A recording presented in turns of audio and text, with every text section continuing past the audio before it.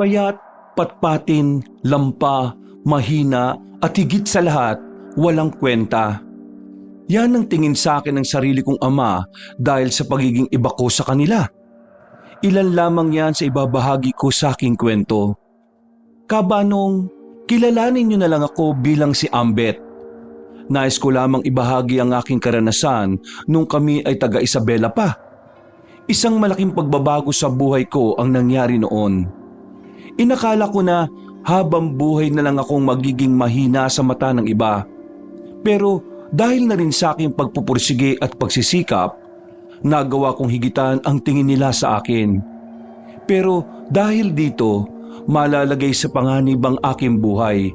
Dahil kasabay ng aking pag-unlad ay ang pag-usbong naman ng mga nilalang na matagal nang nanggugulo sa buhay ng mga tao. Ang mga aswang kung paano ko sila kinalaban. Halina't samahan niyo akong lakbayin ang aking kwento. Pero bago tayo tumungo sa ating kwentuhan, ay maaari mo bang pindutin ang bell icon upang madali kang ma-notify sa aming mga paparating na video? Kung sakaling magustuhan mo naman ang kwento, ay pwede ka ring mag-like at mag-iwan ng comment.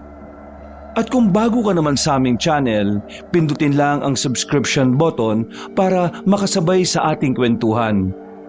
Ang inyong munting suporta ay malaki na ang maitutulong para mas may pagpatuloy namin ang paghatid ng magaganda at makabuluhang kwento. Maraming salamat po. At ngayon, sa ating pagpapatuloy. Oy, Ambet! Ambet! Gising! Uy! Ano ba? Inaantok pa yung tao eh. Anong inaantok? Bumangon ka na dyan, oh. Patulog-tulog ka na naman eh. Ano ba kasi yun? Nakakainis naman to oh. Nakakainis? Ikaw ang nakakainis. Tutulog-tulog ka dyan eh. Wala kang ginagawa. Mag-asikaso ka na ng kakainin namin ni Ama ngayong umaga. Pabihira ka naman kuya oh. Pwede namang ikaw na lang ang gumawa niyan eh. Alam mo namang napuyat ako kagabi sa kakahintay sa inyo at kakalinis sa mga kinalat nyo sa likod bahay. Nangangatwiran ka pa ah. Wala ka nang ginawa rito eh. Tapos umaangal ka pa. Mag-aasikaso ko na lang ng gagawin mo rito. Wala nang iba pa. Kaya tumigil ka. Bumangon ka na para naman mapakinabangan ka dito sa bahay. Lagi na lang ako. Palibasa, batugan eh. Ano sinabi mo? Wala. Batugan ako ha? Ha? Ano? Oo na, babangon na ako. Siraulo ka. Lakas ng loob mong sabihan ako batugan ha? Nakakalimutan mo na ba na kaming dalawa ni Ama ang kumikita ng pera dito para makasalba tayo sa araw-araw? Kapal ng mukha mo ha. Nanggagamot kami. Maraming nagpapakonsulta sa amin. Maraming humihingi ng tulong. Pati na rin ibang bagay, ginagawa namin para kumita ng pera. Pero may narinig ka ba sa amin, ha? May narinig? Oo, palaging sumbat. Sumbat dito, sumbat doon. Hindi ko naman kasalanan na kayo ang gumagawa niyan eh. Kasi pinili niyo yan. Kaya ko rin namang magtrabaho pero ayaw niyo eh. Kasi kinakahiya niyo ako. Kinakaya ka namin kasi nakakaya ka naman talaga. Sa buong angka natin, ikaw lang ang mahina eh. Hindi pwedeng malaman ng iba na may mahinang miyembro ng angkan natin. Nakakadiri. Kaya ikaw manahimik ka na lang. Ikaw ang gagawa ng mga gawain bahay dito. Kumbaga ikaw na ang ilaw ng tahanan natin kasi wala na si Ina. Kumbaga ikaw na ang ilaw ng tahanan natin kasi wala na si Ina. Ilaw ng tahanan na pundido ang utak. Mas pundido utak ng mga taong sarili lang ang pinakikinggan. Maangas ka ba talaga ha? Ha? Rico, bitiwan mo nga kwelyo ko. Gusto mo yatang baliin ko yung buto mo eh. Bakit bang init palagi ng ulo mo sa akin ha, kuya? Mainit ang ulo ko sa iyo kasi mahina ka. Wala kang kwenta. Wala kang kayang gawin. Oo na. Ikaw na ang magaling. Ikaw na ang malakas. Ikaw na lahat. Hindi naman ako tumututol dun ha. Bakit ka lagi nagagalit sa akin ha? Ano bang problema mo? Dahil kasi sa pagiging mahina mo, dinudungisan mo pangalan ni Ama. Anong gusto mong gawin ko? Mawala! Maglaho! Yun! Ganun! Kailangan mo umalis dito para Bakit ko naman gagawin yun? Bahay ito ni Ina. Siya may-ari nito kaya dapat siya lang ang may karapatang magpalaya sa akin.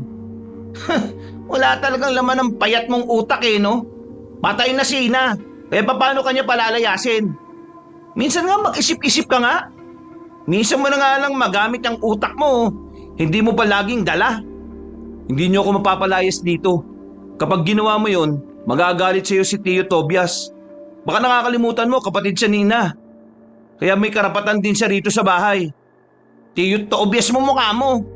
Nakahanap ka na naman ng kakampi. Palibhasa, pareho kayong talunan eh. Isang talunan. Natigilan si Jano sa pagsasalita niya nang biglang dumating si Tio Tobias. May mga dala itong supot na may mga lamang pagkain. Napabuga na lang ng hangin si Kuya Jano sa sobrang inis. Paglapit ni Tio Tobias ay agad niya ring hinarap ang kuya ko. May nakakalokong ngiti sa mukha ni Tio. Halatang gusto niyang asarin ang kapatid ko. Talunan baka mo, Jano. Tingnan mo nga yung sarili mo. Ikaw ang talunan kaysa kay Ambet. Alam mo kung bakit? Si Ambet, nagagawa niya ang gusto niya. Walang pakialaman tatay mo sa kanya eh. Eh ikaw, sunod-sunuran ka lang sa ama mo. Kung anong sabihin niya, kailangan gawin mo. Para kang tuta na nangangamuhan eh. Ngayon, isipin mo nga, sino sa inyong dalawa talunan? Si Ambet na may kalayaan o ikaw na sunod-sunuran? Tio, tama na yan. Baka magalit na naman si ama. Hindi eh. Sumusobra na tong kuya mo eh. Ang tagal ko nang nagtitimpi sa lokong to eh. Ano? Bakit hindi ka makapagsalita, ha? Eh bakit? Anong gusto mo mangyari? Eh ikaw ba? May gusto ka ba mangyari? Kung makapagsalita ka, akala mo matatakot ako sa mga muscle mo? Kuya, tama na. Sige na, ikilos na ako. Sampid ka lang dito. Baka lang nakakalimutan mo. Kaya wala kang karapatang bumoses, Tobias. Paano ako magiging sampid sa pamamahay na pamana sa amin ng mga magulang namin? Baka nakakalimutan mo, hindi lang ito pagmamay-ari ng ina nyo. Pagmamay-ari ko rin to. Kaya ikaw ha, magdahan-dahan ka sa pananalita mo. Kasi kung meron ng walang karapatan dito, ikaw yon. Iyabang mo ah. Kaya siguro namatay ang mag-ina mo eh. Kasi ganyan ka kayabang. Binatay siguro sila ng mga nayayabangan sa'yo. Tio! Isang malakas na suntok ang natanggap ni Kuya Jano mula kay Tio Tobias. Sa lakas ng pagkakasuntok ay gumulong si Kuya pababa ng hagdan palabas. Hindi kataasan ng hagdan kaya wala namang seryosong galos ang kapatid ko. Pero kinagulat niya ang ginawa ng tiyuhin namin. Nakilala kasi namin si Tio Tobias na tahimik lang na tao. Siya yung tipo ng tao na hanggat maaari pinipiling maging kalmado sa lahat ng oras. Pero iba ang nangyari noon. Ramdam na ramdam ko sa kanya ang matagal ng pagtitimpi. Pagsumbong ka sa ama mo, wala akong pakialam. Hindi ako natatakot sa pinagmamalaki niyong angkan. Kasi kahit bumalik pa tayo ng ilang ulit sa umpisa, susuntokin ko pa rin yung pagmumukha mo. Naintindihan mo ako? Hindi na nakapagsalita pa si Kuya Jano. Tumayo na lang ito at lumabas na lang ng aming bakuran. Napabuntong hininga na lang ako, kabanong. Napatingin naman sa akin si Tio Tobias. Nilapitan niya ako. Hinawakan niya ako sa balikat at kumiti ng papilit. Sandali lang, Tio. Bakit? Hindi niyo na dapat ginawa yun eh. Baka mag-away na naman kayo ni ama niyan. Hindi ko kasalanan kung sakaling ganun na nangyari. Ginawa ko lang yung bagay na ayaw mong gawin. Ayaw kong gawin? Matagal mo na tinitiis ang ginagawa sa'yo ng buong angkan mo. Kahit na hindi mo aminin sa akin, alam kong nahihirapan ka na. Kaya bilang tiyuhin mo, hindi ako masayang nangyayari yon. Ambet, hindi habang buhay may taong kakampi sa'yo. Kaya dapat matutunan mo rin na kahit papaano, tumayo sa sarili mong mga paa. Alam mo ba kung bakit mahina ang tingin nila sa'yo? Kasi yun din ang tingin mo sa sarili mo. Naglakad na siya papasok ng bahay. Naiwan ako sa bakuran na nakatayo lang. Napapaisip at pilit na inuunawa ang mga sinabi niya. Pagkatapos ng pag-uusap na yon, ay nag-asikaso na lang ako ng pang-almusal. Pagdating ni Ama at Kuya Jano sa bahay, himalang parang walang pakialam ang tatay ko sa ginawa ni Tio Tobias sa kapatid ko. Bagay na mas lalong kinainis ni Kuya Jano. Mga bandang tanghali, umalis na naman silang dalawa. Ako na naman ang naiwan lang sa bahay. Ganun palagi ang sistema, kabanong. Hindi rin naman ako makalayo-layo dahil kinahihiya nila akong makita ng iba. Kahit na hindi naman nila ako pinagbabawalang lumabas, alam ko at ramdam kong ayaw nilang nakikita ko ng ibang tao. Bakit kasi ang payat-payat ko eh? Hoy, ano naman kung payat ka? Napatingin ako sa pintuan nang marinig ang tinig na yon ng kaibigan kong si Dondon. Pumasok siya na parang pag-aari niya ang bahay. Hindi man lang nagtanong kung pwede siyang pumasok. Umupo kaagad siya sa lumang-luma na sofa namin na kapag pinagpag mo, magmamalausok ang mga alikabok na matagal nang nakasiksik doon. Wala naman sa katawan niyan, pre. Nasa ugali yan. Mabait ka naman at mabuti. Wala kang inaapakang iba para lang mabuhay. Kaya ayos na yun. Nasabi mo lang naman yan kasi wala ka sa kalagayan ko eh. Mabuti ka pa nga, matalino eh. Kung pinag-aral ka lang nila, baka nakatapos ka ng kolehiyo tapos baka meron ka pang Latin na award. At ang mas maganda ron, meron kang kakampi sa buhay, si Mang Tobias. Ako, di ba? Hindi mo maintindihan ang pinagdaraanan ko hanggat hindi mo nararanasan, Dondon. Ay nako, oo na. Pero wag mong sisihin ang katawan mo. Pwede naman nating improve yan eh. Ayaw mo lang talaga. Hindi naman sa ayaw. Ang niisip ko lang naman, kahit na lumaki ang katawan ko, kung hindi ko naman gustong mapabilang sa pagiging mandirigba at manunugis ng angkan ko, magiging walang silbi pa rin ang tingin nila sa akin. Ito lang ang pinagtataka ko ah. Bakit kaya hanggang ngayon, sinasabuhay pa rin nila yung pagiging manunugis at mandirigma? Wala naman ng aswang ngayon eh. Sila na mismo ang nagsabi ng mga bata pa lang tayo na todas na nila yung mga halimaw na yun. Kaya anong punto na meron pa rin sama na tutugi sa mga nilalang na wala naman na? Ewan ko sa kanila. Basta ako wala akong pakialam. Total, tingin nila sa akin pambahay lang eh. Basta kapag gusto mong magkamasil, pwede kitang tulungan ha. May kakilala akong may-ari ng gym sa bayan. Kayang-kaya natin gawa ng paraan niyang katawan mo. Salamat na lang. Pero, paiba tayo pre. Yung kuya mo ba at si Sarah magsyota? Ha? Bakit mo naman tanong yan? Nakita ko kasi sila nung nakaraan, nag-uusap. Tapos, yung ngiti ni Sarah, parang may gusto siya sa kuya mo eh. Malisyoso ka naman masyado. Umuwi ka na nga lang, may aasikasuhin pa ako. Napapailing na lamang ako kay Dondon. Masyado kasi niyang binibigyan ng ibang kahulugan ang mga bagay na bago sa paningin niya. 5 araw ang nakalipas, mas naging abala ko sa mga gawaing bahay. Panay kasi ang dalaw ng mga kamag-anak namin at kapag kumakain, sobrang daming pinggan ang nagagamit. Wala naman akong magawa kundi ang linisin ang mga kalat nila. Yun na lang kasi ang magagawa ko para naman kahit papaano matuwa sa akin ang ama namin. Ambet! Ama, bakit to? May kailangan ba kayo? Ano bang kailangan ng mga tsuhin ko? Huwag ka na munang lumabas na kusina na to ha. Hindi ho talaga. Hindi pa ako tapos magugas eh. Kahit tapos ka na magugas. Bakit naman? Naiirita ako dahil napapaya ako sa'yo eh. Bakit? Wala naman akong ginagawa ah. Tingnan mo suot mo. Kitang-kita yung kapayatan mo, Ambet. Pinagtatawanan nila ako kasi meron akong anak na patpatin. Anak na lampa. Hindi na muna ako nakapagsalita nang sabihin niyo ni Ama.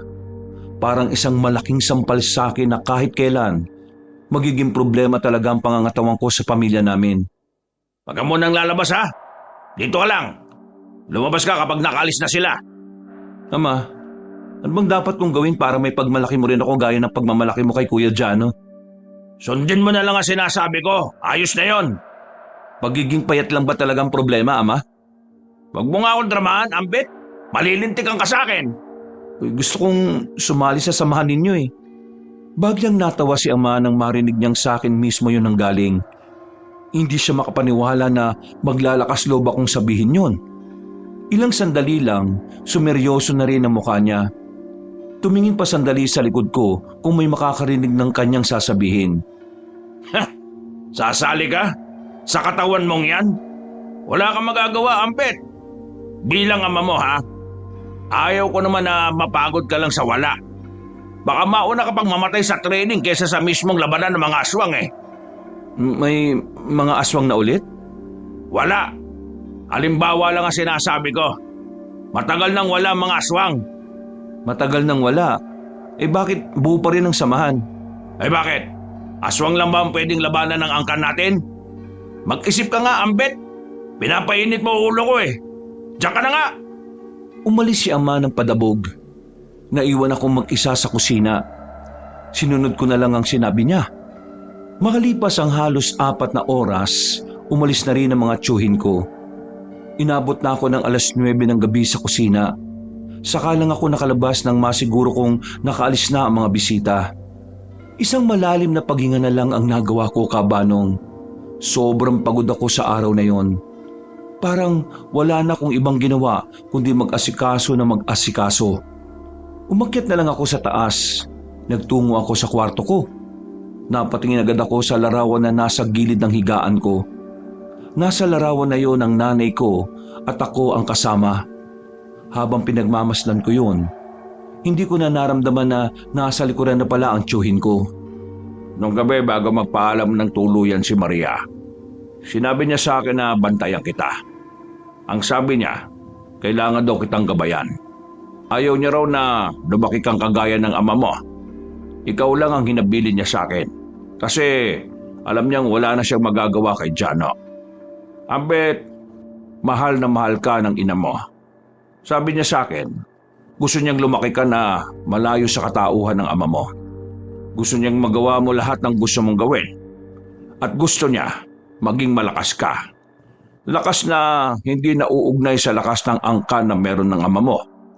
Lakas na hindi nauugnay sa angkan ni ama? Ano pong ibig niyong sabihin, tiyo? Sinasabi niya na kung sakaling tatahakin mo ang parehong landas, ang parehong gawain na ginagawa ng ama mo, gusto niyang maging malaya ka. Gusto niyang hindi ka magpaalipin sa angkan mo. Ibig sabihin, magiging malakas ka na merong kalayaan. Sinasabi niyo po bang maging mandirigma at manunugis rin ako o antingero? Pero hindi ako didepende sa angkan ni ama? Yun ang gusto ng ina mo. Teka. Naguguluhan ako eh. Nung nabubuhay pa si ina, ayaw niyang maging mandirigma at manunugis ako o antingero kasi alam niyang malalagay sa panganib ang buhay ko. Kaya, bakit niya naman sasabihin yon? Dahil napagtanto ng nanay mo na kapag nawala na siya at kapag wala na rin ako, ang tanging paraan lang para maprotektahan mo ang sarili mo ay walang iba kundi magpalakas ka, magpakabuti, magpakatatag, at maging isang taong hindi na mamaliitin ng mga tao, lalo na ng angkan mo. Paano ko naman gagawin yung sinasabi niyo? Hindi nga nila ako tinatanggap eh. Bakit mo naman ipipilit ang sarili mo sa kanila? Nandito naman ako. Kayo? Teka, ano naman ang magagawa niyo? Sa tingin mo ba wala akong alam? Hindi ka naman manunugis o antingero eh. Wala namang nabanggit sa akin si ina na kagaya ka nila ama. Oo nga, hindi nga ako kagaya ng ama mo at ng angkan mo. Pero isa rin akong manunugis at antingero. Dating mandirigma na merong kaalaman sa pakikipaglaban. At lahat ng nalalaman ko pwedeng-pwede kong ituro sa iyo. Ang kailangan mo na lang gawin ay pag-isipan itong sinasabi ko. Pero isipin mo kung magiging malakas ka sa paningin nila, wala na silang dahilan para maliitin at ibasura ka. Tinapik ako ni Tiyo sa balikat, Kabanong. Umalis na rin siya ng silid ko. Napaupo na lang ako sa papag ko.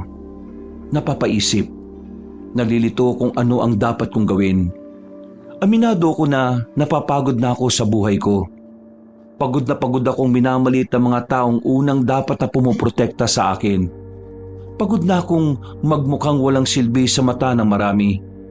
Pero sa kabilang banda, nagkakaroon pa rin ako ng pagdududa sa sarili ko kung kaya ko ba talagang gawin ang sinasabi ni Tio Tobias. Wala akong lakas ng loob dahil pakiramdam ko, ang tanging aabangan lang naman nila ay kung kailan ako magkakamali. Maya-maya'y may malalakas na katok akong narinig. Pagbukas ko ng pinto, ano na naman ba yung kuya? Natutulog na ako eh. Bakit walang pagkain? Ha? Galing kami sa training at meron pa kaming inasikaso mga pasyente sa kabilang nayon. Tapos pag uwi rito, walang ulam? Bakit? Hindi ka ba naglutong lintik ka? Yung akala ko kasi bukas pa kayo uuwi eh. Tanga! Si Ama lang yun. Ako, uuwi ako. Ang sabihin mo ha, sinadya mo lang talagang hindi ako lutuan ng pagkain kasi gumaganti ka. Gumaganti ka ba, ha? Bakit? Kaya mo na mga buto mo? Anong gumaganti pinagsasasabi mo dyan? Sa hindi ko nga talaga alam na uuwi ka ngayon eh. Umuwi man ako ngayon o hindi, dapat nagluluto ka pa rin ng pagkain. Napaka-inutil mo talaga eh, no? Oo na, magluluto na. Dami pang sinasabi. Bilisan mo! Nagugutom na ako eh. Lalaga ko na yung baka. Ilalaga? Tinatarantado mo ba ako? Ang tagal magpalaga. Wala namang ibang karning imbak dyan eh. Ano bang gusto mo kuya? Kunin ko yung manok ni Ama para gawing tinola? Mag-isip ka nga. Ano? Sige na. Magluluto na ako. Aray! Biglang hinila ni Kuya Jano ang buhok. Sinuntok na naman niya ako na malakas. Sa lakas ng suntok niya ay tumama pa ang ulo ko sa kanto ng pintuan. Pero hindi pa siya nakontento. Hinablot niya pa ako at sinipa ng malakas. Sa payat ko, para lang akong papel na nililipad. Yung hita ko pa lang, parang braso na niya. Nalilita ka ba sa akin ha, Ambet? Ano bang pinagmamalaki mo ha? Malakas ang loob mo dahil nandito yung tiyuhin mong bida-bida na si Tobias. Bes ngayon, wala siya. Kaya ang kailangan mong dapat gawin ha? Manahimik at magpakabait. Naintindihan mo ba ako? Oo na kuya, tama na. Bitiwo mo na braso ko, mababali oh. Visit. Lutuan mo ako na makakain. Pagod ako ha. Ayoko na matagal. Itlog na lang ang niluto ko ng gabing yon. Mabuti na lang talaga hindi na rin siya nag-inarte pa. Madaling araw na akong nakatulog noon. Pero nagising ako bandang 6:00 pa lang ng umaga. Kakasikat lang ng araw. Narinig ko kasi ang boses ni Ama. Katabi lang kasi ng silid niya ang kwarto ko. Nung una, hindi ko marinig ng malinaw. Pero nang idikit ko ang tenga ko sa pintuan niya, may narinig akong malinaw. Hindi pwedeng malaman ng mga tao na umiepal na naman ng mga yan. Gawin niya ng paraan. Patatahimikin natin ulit ang mga siraulong yan. Makikinig pa sana ako pero naramdaman kong bumukas na ang pinto. Aalis na sana ako pero huli na. Nakita na niya akong naroon. Oh, anong ginagawa mo? Oh, Anong ginagawa mo? Anong narinig mo? narinig na ano? Tungkol saan? Kararating ko lang Ama. Kumalma na siya nang sabihin ko yon. Buti na lang ay naniwala siya. Kahit na maangas at mabangis na manunugis at antingero ang tatay kong yon, paminsan-minsan ay inaatake rin naman ito ng katangahan. Bakit ka ba nandiyan sa harapan ng pintuan ko? Ano kailangan mo? Hihingi lang sana ako ng pera pamasahe. Araw kasi ng linggo ngayon. Gusto ko sanang magsimba sa bayan. Wala akong pera. Kung gusto mo magkapera, pagtrabahuan mo. Sinirado niya ng malakas ang pinto. Napapailing na lang ako. Alam ko naman kasi na may pera siya, pero sadyang napakakunat lang talaga niya sa akin. Wala naman na akong nagawa. Lumabas na lang ako at kay Tio Tobias na lang ako humingi. Mga ilang sandali lang ay naganda na rin ako.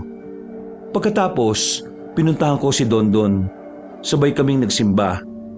Habang naglalakad, "Pare, nakita ko kagabi yung samahan ng mga manunugis sa Tantingero ah. Pinangungunahan ni Mang Atom, yung ama mo. Bakit sila nagtitipon-tipon na naman? Nabuhay na naman yung hideout nila sa gubat ah. Bakit?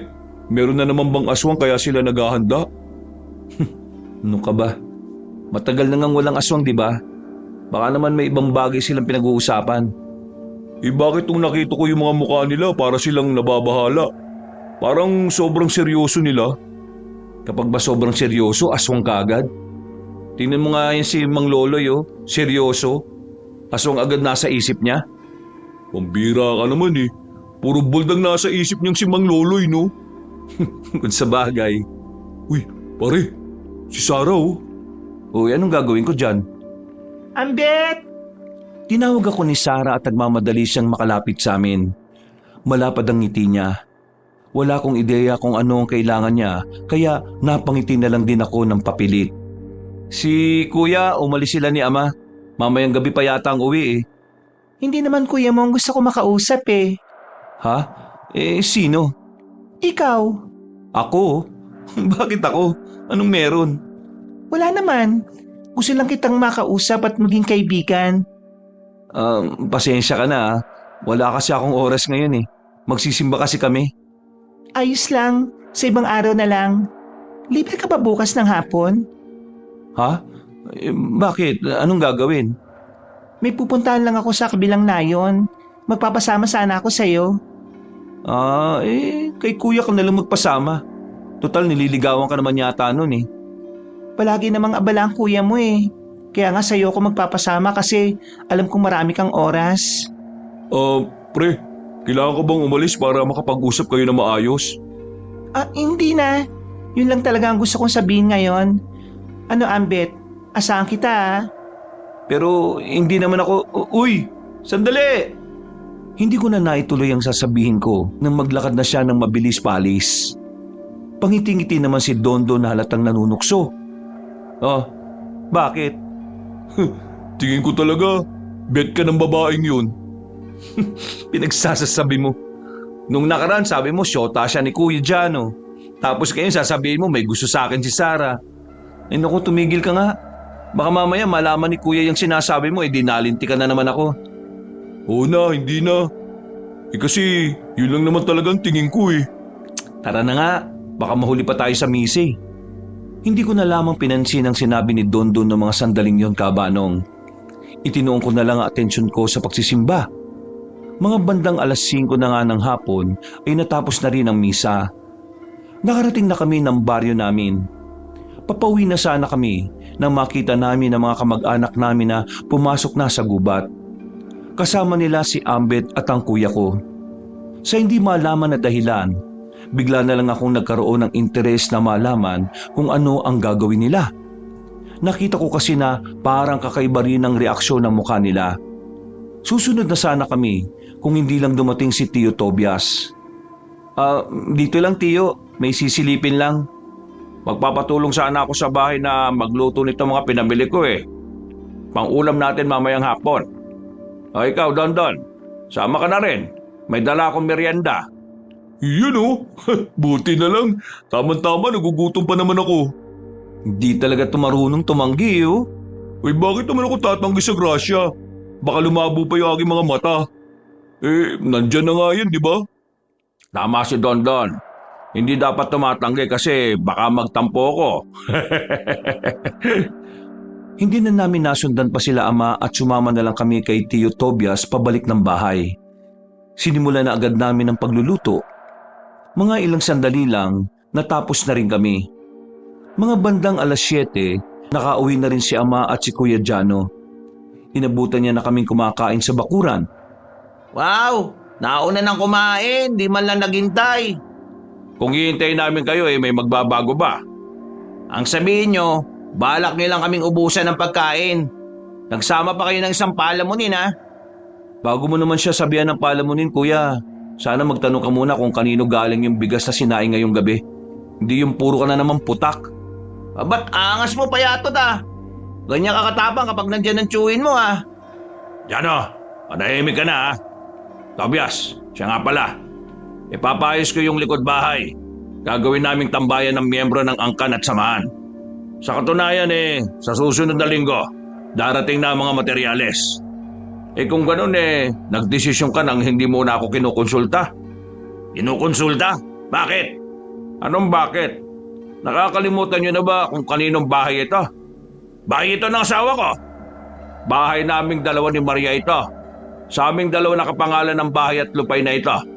Kaya wala kang karapatang galawin ang bahay hanggat hindi ako pumapayak. Hindi ka kumbinsido? Ipapabasa ko sa iyo yung nakalagay sa kasulatan ng magulang namin. Huminga ng malalim ang ama ko.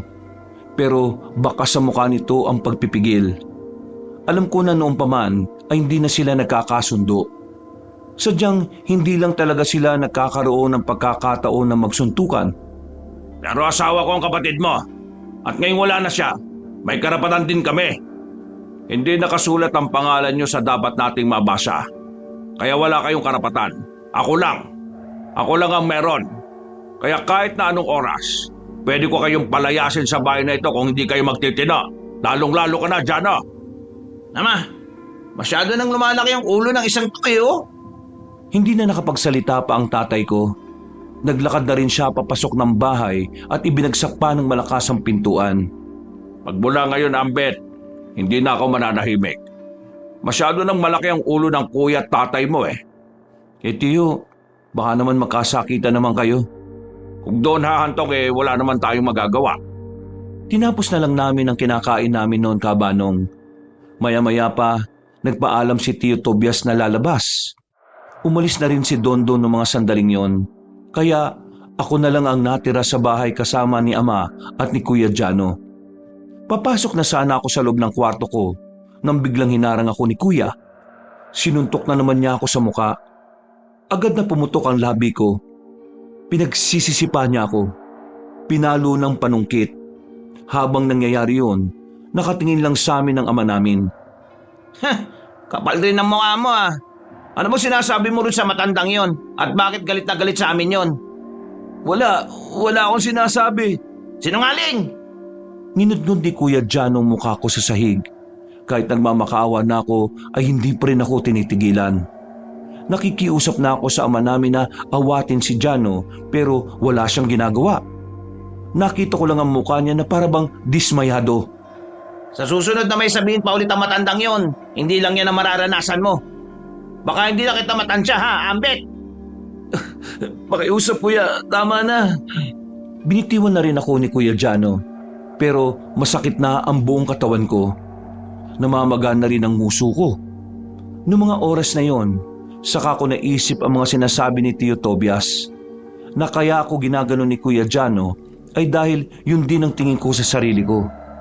Kaya naman pumasok sa isipan ko na tanggapin na ang alok ni Tio Tobias.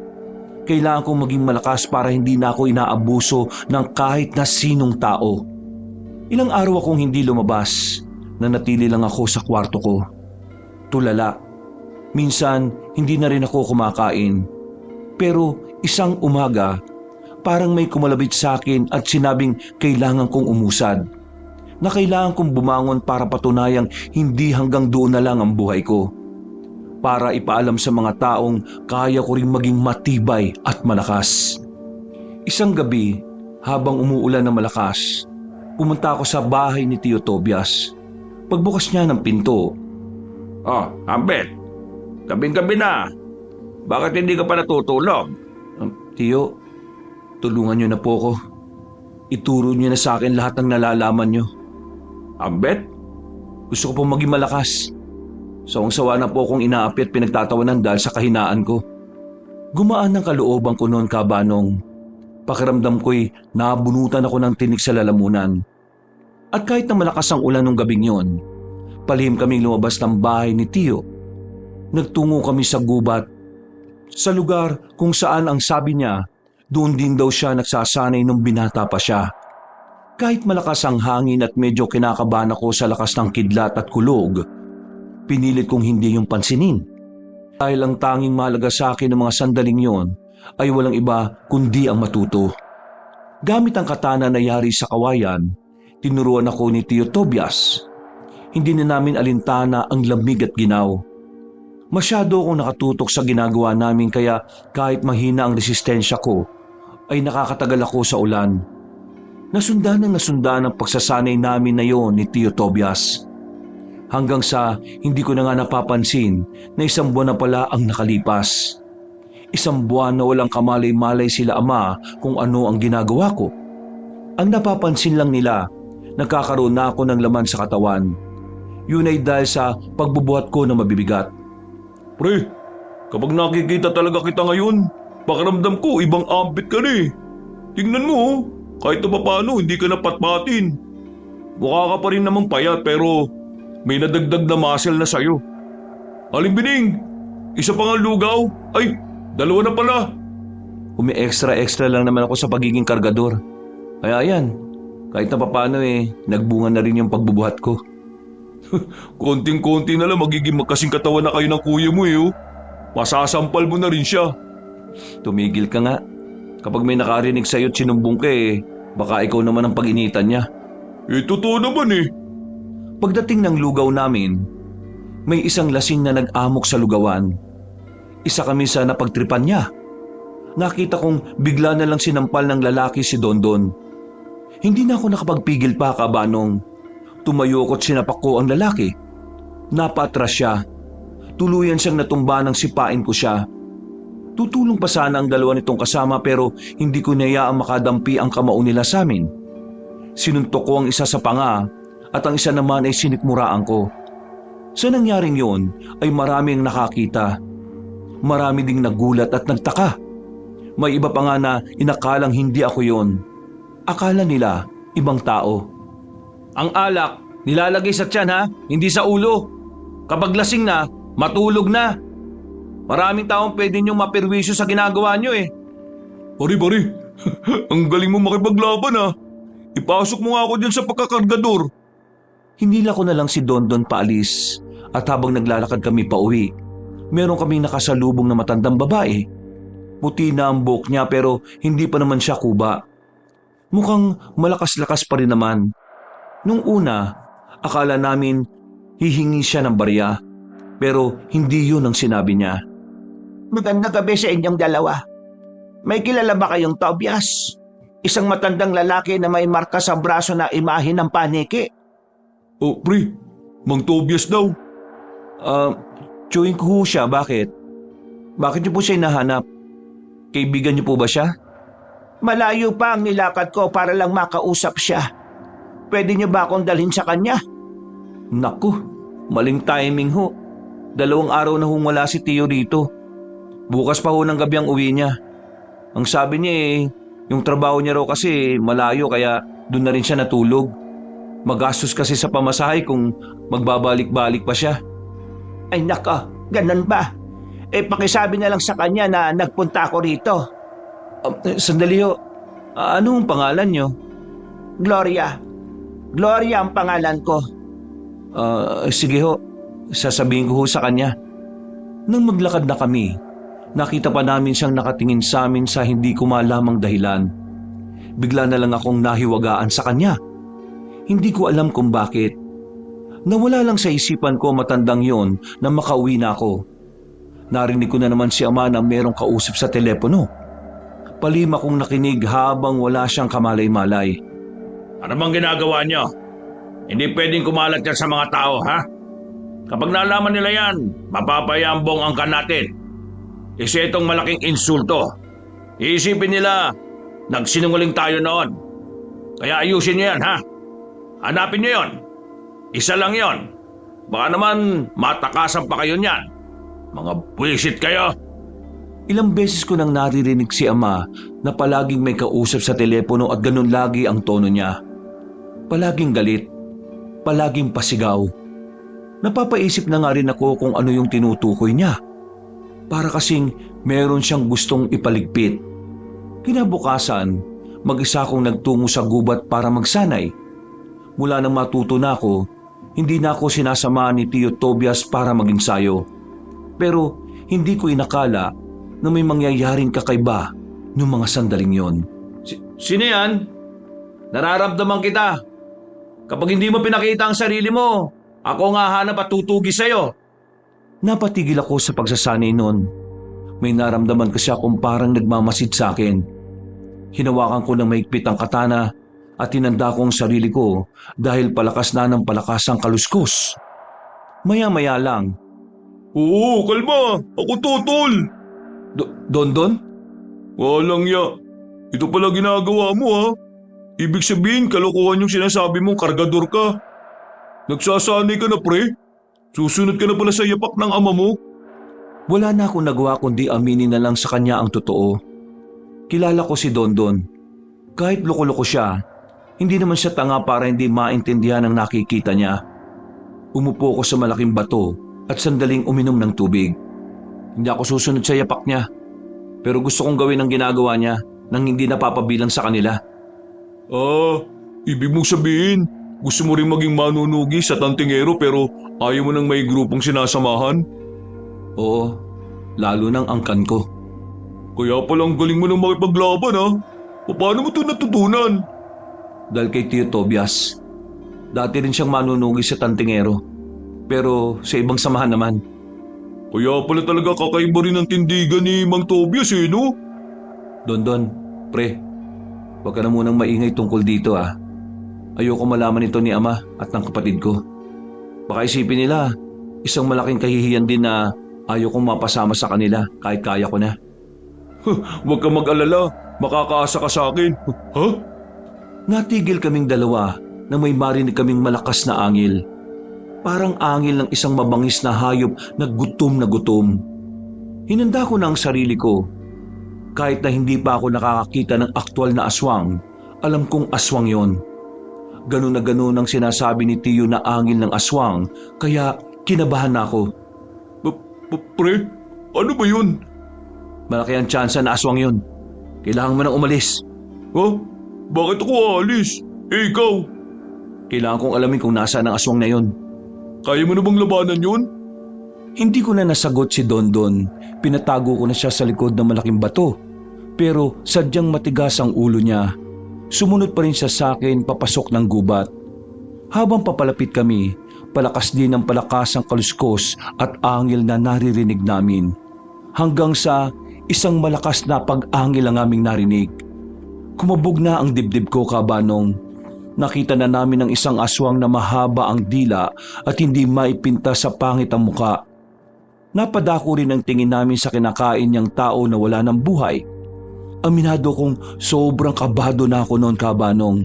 Hindi ko mapigilan ng malakas sa pagtibok ng puso ko. Doon ko napagtanto na iba pa rin talaga kapag kaharap mo na ang tunay na aswang. Hoy aswang! Bitiwan mo yan! Pre, mukhang wala ng buhay yung lalaki. Umalis ka na! Sigurado ka? Hindi ka na nga dapat sumama dito eh. Ang kulit mo eh. Paano ka nga? Aalis na sana si Dondon nang biglang lumapit sa amin ang aswang. Tinulak ko siya at agad na inambahan ng katana ang aswang. Nakailag siya. Hindi naman siya sobrang bilis pero bumabagal naman ang kilos ko dahil sa takot at pangamba. Putik, ngayon pa talaga ako ninervyos. Nakakainis naman. Tumalon ulit ang aswang palapit sa akin. Tinamaan niya ako sa balikat pero buti na lang ay hindi naman ganun kalala. Pinanghihinaan ako ng loob noon pero naalala ko ang sinabi sa akin ni Tio Tobias kaya muling bumalik ang lakas ng loob ko. Tumaas ulit ang moral ko. Pre, ayos ka lang? Huwag mo akong intindihin. Ang maigi pa, tumakbo ka na habang naglalabang kaming dalawa. Sige na! Hindi na ako makakatakbo, pre. Nanginginig tuhod ko eh. Ay, pambihira ka naman talaga oh. Nang muling umatake ang aswang, nagawa ko ng patamaan yon. Hinagupit ko siya ng katana.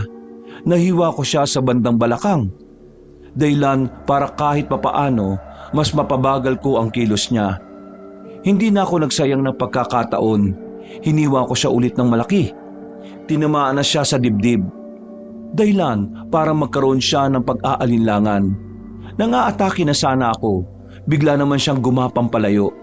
Hinabol ko siya pero hindi na ako nakaabot. Binalikan ko na lang si Dondon. Nakahinga ako ng maluwag nang masigurong wala siyang natamong galos. Kailangan na nating umalis dito.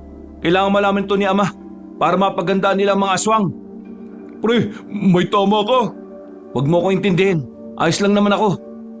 Wala na kaming sinayang na pagkakataon, Kabanong. Umalis na kagad kami ron. Pagdating namin sa bahay, sakto naman na naroon na ang ama ko, pati na rin ang kapatid kong si Kuya Jano. Kalmado silang nagkakape habang may binabasang kung anong libro. Napatigil sila nang lumapit ako. Oh, ano? Iyayabang mo yung kakaunting muscle na tumutubo sa'yo? Pat-pat ka pa rin sa paningin ko. Ano bang kailangan mo, Ambet? Ama, may nakalaban akong aswang sa gubat. Totoong meron pa ring aswang. Hindi totoong matagal na silang wala. Baka humahanap lang sila ng tiyempo para umatake ulit. Babalikan nila ang angka natin. Anong pinagsasasabi mo? Totoo pong sinabi ni Ambit. Nakalaban niya yung aswang. Nasugatan pa nga po siya eh. Tingnan niyo, dumudugo pa. Tong si Ambit? Kakalaban sa aswang? Ha! Nagpapatawa ba kayo? Eh lamok nga, di niya kayang patayin eh. Aswang pa kaya? Hoy, Ambit. Alam kong matagal mo nang gustong maging manunugis na kagaya namin. Pero para gumawa ng ganyang klaseng kwento, sakit mo na yata yan sa utak eh. Hindi ako gumagawa ng kwento. Meron talagang aswang at nakakalaban ko siya. Sinasabi ko lang ito para magbigay ng babala at abiso. Dahil hindi natin alam na baka meron na pala silang binabalak sa angka natin o pati na rin sa ibang tao. Ambit, wala ka talagang kwenta kahit na kailan eh ano. Yan ang napapala mo kasi hindi mo binabasa ang kasaysayan ng angkan natin kaya wala kang alam eh. Matagal nang wala mga aswang. Matagal na namin silang tinalo at pinuksa. Kaya yung pinagsasasabi mo, kalokohan. Imahinasyon mo lang yan. Nagkaroon ka lang ng konting muscle, akala mo kung sino ka na eh. Bakit ba ayaw niyo maniwala sa akin? Totoong sinasabi ko. Mga Tom, maniwala po kayo sa kanya. Hindi naman ito para lang sa kanya eh. Para na rin po sa inyo. Manahimik ka! Usapang pamilya lang to kaya hindi ka dapat sumasali. Usapang pamilya pero parang hindi niyo naman po tinuturing na pamilya si Ambit eh. Anong sinabi mo? Eh totoo naman po eh. Tumayo sa kinauupuan si Ama. Humarang naman ako kay Dondon sa pangamba na baka saktan siya. Buti na lang at hindi siya lumapit. Ako ang pinagbuntungan niya. Hinawakan niya ang kwelyo ko at tumingin ng masama. Kung wala ka masabing matino, umalis ka sa harapan ko. Sinisira mo yung pagmumuni-muni namin dito eh. Ama, bakit ba kasi kahit na kailan hindi niyo man lang ako magawang paniwalaan? Anak niyo rin naman ako, di ba? Bakit ba ganyan ka sa akin? May nagawa ba akong kasalanan? Alam mo kung anong kasalanan mo? Yang pagiging mahina mo. Kung alam ko lang na magiging ganyan ka kawalang kwenta eh, pinutok na lang sana kita sa unan. Nakaramdam ako ng sakit sa sinabi ni Ama. Para na rin niya kasing sinabi na wala akong karapatang mabuhay sa mundong ito. Sa hindi malamang dahilan, para akong pinanghinaan. Yang presensya mo, nakakasira sa angka natin. Sa tuwing naalala ng iba na merong miyembro na mahina na agaya mo, nakakaya sa ibang tao eh. Hindi ako mahina. Hindi ka mahina. Tingnan mo nga yung sarili mo. Sa buong buhay mo, wala ka pang nakakalaban na aswang. Kasi nung panahon na talamak ang aswang, takot ka. Tumapang ka lang naman nung makita mong unti-unti nang nauubos sa mga aswang noon eh. Huwag mong idadahilan sa akin na bata ka pa noon. Kasi duwag ka rin talaga noon kagaya ko. Ikaw, malakas ka. Pero kahit na kailan, hindi mo pa nasubukan sa aktwal na aswang ang lakas mo. Ako, yung tinatawag mong mahina, nakaharap ko na yung aswang. Nagawa kong paatrasin at nagawa kong protektahan ng kaibigan ko. Eh ikaw kuya, sinong naprotektahan mo? Sarili mo lang. Yung pride mo. Tantado o ano? Sasaktan mo ako? Sige, ano? Ama, pwede ko bang lumpuin ang sinaulong to? Hindi sumagot si Ama pero nakita kong tumango siya. Walang pagdadalawang isip si kuya. Agad na lumapit sa akin at sinuntok ako sa muka. Inawat naman siya ni Dondon pero pati si Dondon ay pinagsasasapak niya rin. Sa puntong ito ay doon na ako nagalit. Bumangon ako kaagad. Lumapit ako sa kanya. Pagsuntok niya ulit ay sinalag ko ang kamao niya gamit ang kamay ko. Nagulat siya. Maging si Amarin ay hindi makapaniwala. Malaki ang katawan ng kuya ko. Maskulado. Talaga namang malakas at walang duda. Kaya hindi makapaniwala ang ama ko kung papaanong napigilan ko ang suntok ni kuya. Masyado ka ng maraming kasalanan sa akin kuya. Hindi ko nahahayaan na madagdagan mo pa yon. Sinuntok ko siya sa mukha. Napaatras siya. Sinipa ko pa siya ng malakas sa panga. Gumewang-gewang siya at nabangga ang kabinet. Hindi pa ako nakontento. Hinila ko siya at saka hinawakan sa kwelyo.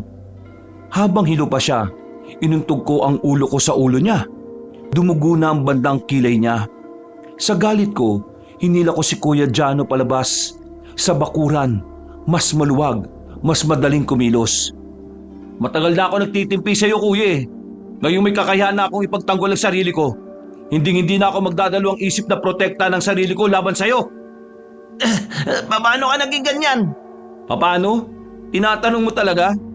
Naging ganito ako dahil sa pagmamalit niyo sa akin. Tama na yan! Nilapitan ako ni Ama at hinila papalayo sa kapatid ko. Kita ko sa mukha niya ang labis na pagtataka sa nangyayari. Si Kuya kasi ang isa sa kinikilalang malakas sa angkan namin. Pero noong mga sandaling yon, nilampaso ko lang siya. Sinabi lang tumigil ka na eh. Bakit? Akala ko ba malakas yan? Akala ko ba maangas at mabangis yan? Bakit inaawat mo kami? Takot ka bang makitang mabugbog at gumapang sa lupa ang pinagmamalaki mong anak? Takot ka bang matanggap na ang isang lampat palpati na kagaya ko ay nilampaso lang ang maskuladong lintik na yan? Kung makapagsalita ka, akala mo kung sino ka. Wala ka pa sa kalahati ng narating ng kuya mo. Oo, wala pa ako sa kalahati ng narating niya. Kasi kung ano man ang narating niya, hindi yun ang gusto kong tahakin. Kaya ko maging manunugis nang hindi dumidepende sa angka ng merong bulok na sistema. Hoy, magdaan-daan ka sa sinasabi mo ha. Wala kang karapatan na dungisan ang pangalan ng angkan natin. Wala! Ngayon ko lang naisip. Kaya ba ayaw mong maniwala na buhay pa ang mga aswang kasi natatakot kang aminin na hindi nyo naman talaga natalo ang mga aswang noon? Natatakot ka na kapag lumitaw ang mga aswang dito sa atin, malalaman ng mga tao na nagsinungaling kayo noon, na pinalabas nyo kayo ang nanalo at naubos nyo ang mga aswang. Manahimik ka na! Ngayon alam ko na, wala pala talagang bayani sa angka natin eh. Wala kayong nagawang kabayanihan. Dahil kung talaga meron, dapat wala na ang mga aswang ngayon. Niloko niyo ang mga tao para maging maganda ang tingin nila sa inyo. Ngayon, minumulto na kayo ng problemang binaon niyo lang sa limot. Pero hindi niyo naman nasolusyonan. Hindi na siya nakapagsalita. Pero halatang halata sa kanyang muka ang pagkabahala na merong halong matinding inis at pagkamuhi. Umalis kami ni Dondon. Nagpalamig na muna kami. Gabi na ako bumalik sa bahay. Wala na si Ama at Kuya Jano. Ang tanging naabutan ko na lang doon ay si Tio Tobias. Ambet, nabalita ko kanina na nagpang-abot na kayo ng kuya mo ah. Anong nangyari? Sinabi ko kasi kanina sa kanila na meron ako nakalaban na aswang. Hindi sila naniniwala. Hindi nila matanggap na ang kagaya ko ang nakaharap ng aswang na yon. Kaya yun, nag-away kami. Nilabanan ko na siya. Hindi ko na kayang tiisin yung ginagawa nila sa akin eh. Sandali. Sinasabi mong meron ka nakalaban na aswang? Opo, kanina sa gubat. Kasama ko si Dondon. Eto nga yung sugat ko. Hindi mo na dapat ginawa yon. Masyado ka pang bago sa sistema para sumabak kagad. Pero kinaya ko, Tiyo. Kaya alam kong kakayanin ko ulit, Tiyo. Salamat sa mga naituro mo. Ay, siya nga pala. Naisip ko na baka sinasabi lang nila Ama na hindi sila naniniwala kasi ayaw nilang kumalat sa baryo natin ng tungkol sa mga aswang. Mapapaya kasi sila sa mga tao kapag nangyari yun eh. Pero ang kinababahala ko lang naman, baka mapahamak na ang mga tao bago pa sila gumawa ng aksyon.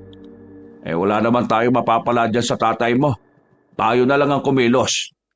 Tiyo, naalala ko lang meron palang naghahanap na matandang babae sa iyo nitong mga nakaraan.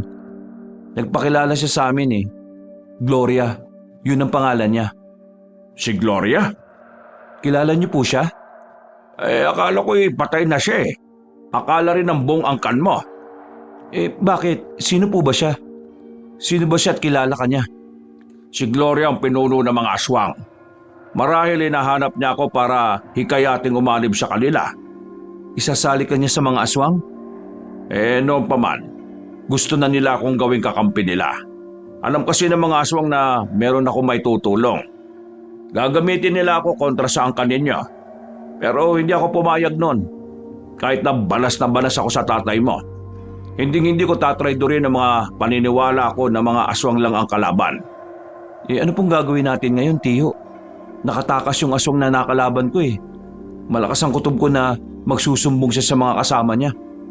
Kung hindi natin makukuha ang suporta ng angkan ninyo, gagawa tayo ng paraan. Susubukan kong kausapin si Ama. Malaking tulong kung magkakaisa tayo. Pero alam mo na mas malabo pa sa sabaw ng pusit na papayag yang si Atong. Magsasayang ka lang ng laway mo. Pero kailangan ko pa rin subukan, Tiyo. Napabuntong hininga na lamang si Tiyo. Napagtanto rin naman niya kasi na may punto nga rin talaga ako. Makalipas ang ilang oras, sumapit na rin 12:00 ng gabi. Hintay ako ng hintay sa pagbabalik ni Ama at Kuya Jano. Nakailang timpla na nga rin ako ng kape. Baka hindi na sila babalik dito kasi natakot na utol mo. Ikaw kasi, binugbog mo. Hindi mo man lang pinaasa. Tama lang naman sa kanya yun eh. Para naman malaman niya na hindi habang panahon mga abuso siya ng mas mahina pa sa kanya. Wala pa rin ba? Wala pa rin tiyo eh. Teka, akala ko aalis ka kanina. Hindi na muna ako umalis. Gusto kong nandito ako kapag kinausap mo si Atom at Jano. Baka mamaya kasi magpang-abot na naman kayo. Ayun na pala sila eh. Napatayo kami. Nakita namin si ama at si kuya. Paglapit nila ay napansin ko ang ilang benda sa mukha niya. Iritado siyang tumingin sa akin, habang si ama naman ay seryoso lang at mukhang walang gana. Nabalitaan ko ang nangyari kanina. Bakit hindi niyo malang pinaniwalaan ng anak mo? Masyadong maraming nangyari ngayong araw, Tobias. Huwag mo akong kausapin tungkol dyan. Kailangan ko magpahinga. Buhay pa ang mga aswang. Hindi mo may kakaila yun. Naniniwala ka talaga kay Ambet? Nakausap ni Ambet si Gloria nitong nakaraang araw. Hinahanap ako. Ano? Ibang ka na rin ba? Bakit ba ayaw mong aminin na buhay pa sila? Tsak naman ako na meron ka ring nalalaman tungkol doon. Nagbubulag-bulagan ka lang para isalba ang imahe ng angkan ninyo sa mga tao. Kasi baka lumabas ang totoo. Wala na kayong maihaharap na mukha sa kanila. Kaya kung ako sa iyo, makipagtulungan ka sa amin. Hindi ba, Ambet? Ama, kailangan natin magkaisa. Kailangan namin ng tulong ng angkan natin para mapuksa ang mga aswang. Kaya sana... Makipagtulungan? Sa iyo? Sa inyo? Bakit? Ano bang magagawa nyo? Lalo ka na. Yung pagbugbog ko sa'yo, hindi pa ba sapat na basyahan yun para masabi mong may tutulong na ako? Kuya Jano, kung iniisip mo na kagaya pa rin ako ng patpat na ako, nagkakamali ka. Iba na ako. Wala na yun. Ibang Ambet na tong kaharap mo ngayon. Kaya kung sasabihin mong mahina pa rin ako, pwede naman natin patunayan sa kahit na anong araw o kahit na anong oras. Tama na yan. Hindi tayo mag-uusap ngayon para magkagulo.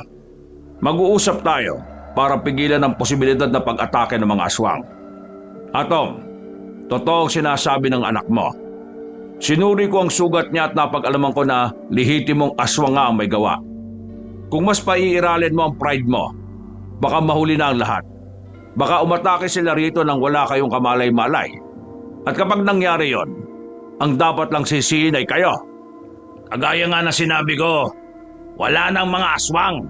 At kahit meron man, hindi kami makikipagkaisa sa mga kagaya ninyo. Lalong-lalo ka na, Tobias. Alam ko, noon pa lang gustong-gusto mo na kaming makitang pumalpak Hanggang ngayon ba yan pa rin ang nasa utak mo? Ama, isang tabi niyo muna ang inyong mga alitan. Isipin na lang muna natin ngayon ang kapakanan ng maraming tao. Sa atin nakasalalay, manahimik ka!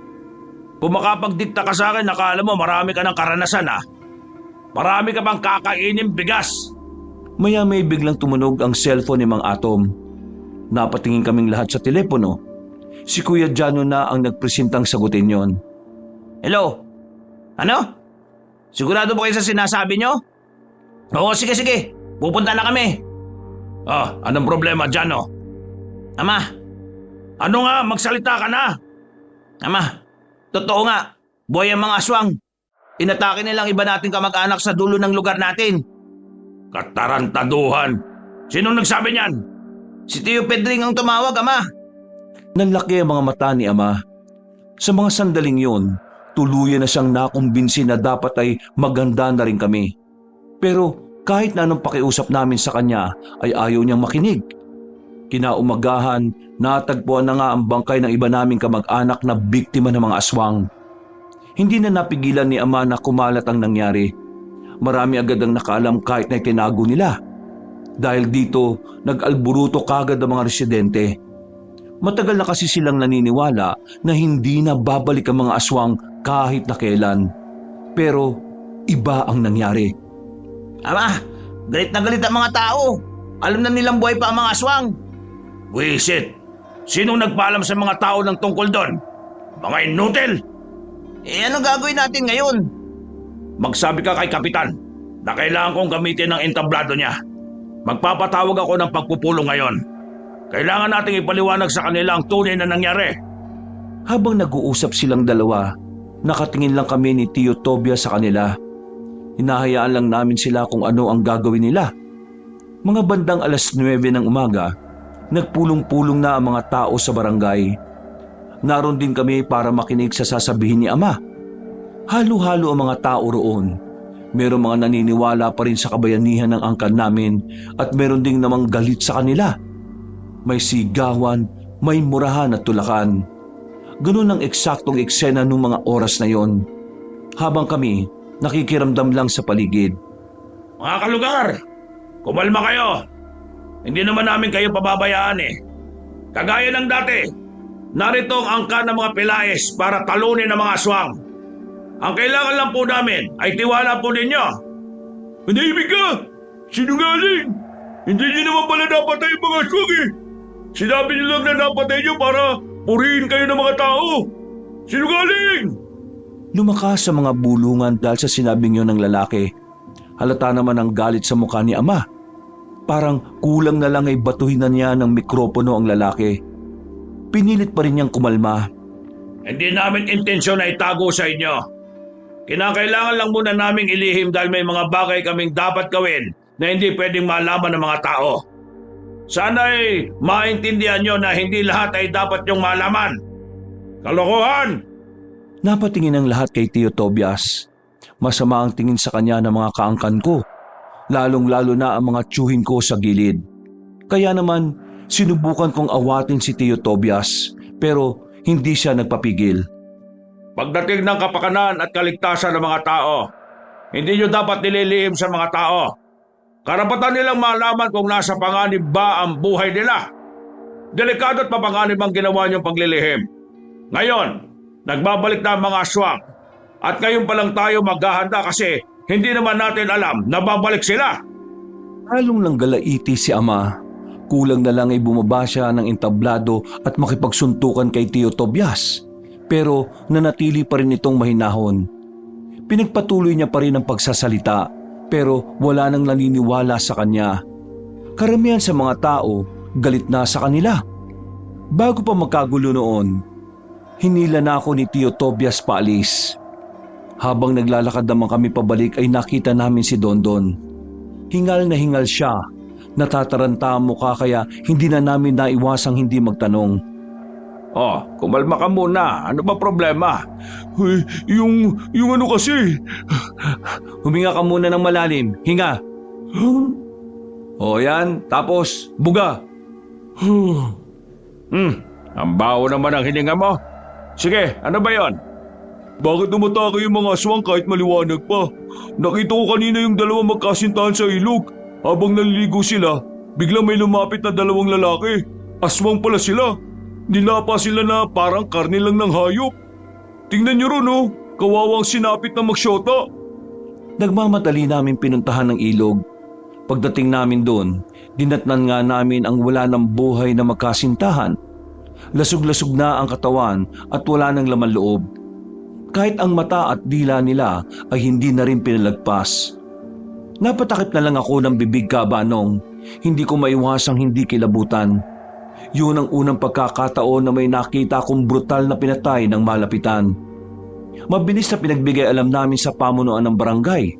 Napag-alaman na ang magkasintahan na nabiktima ay malapit na pala sanang ikasal. Naiyak ang mga magulang nila.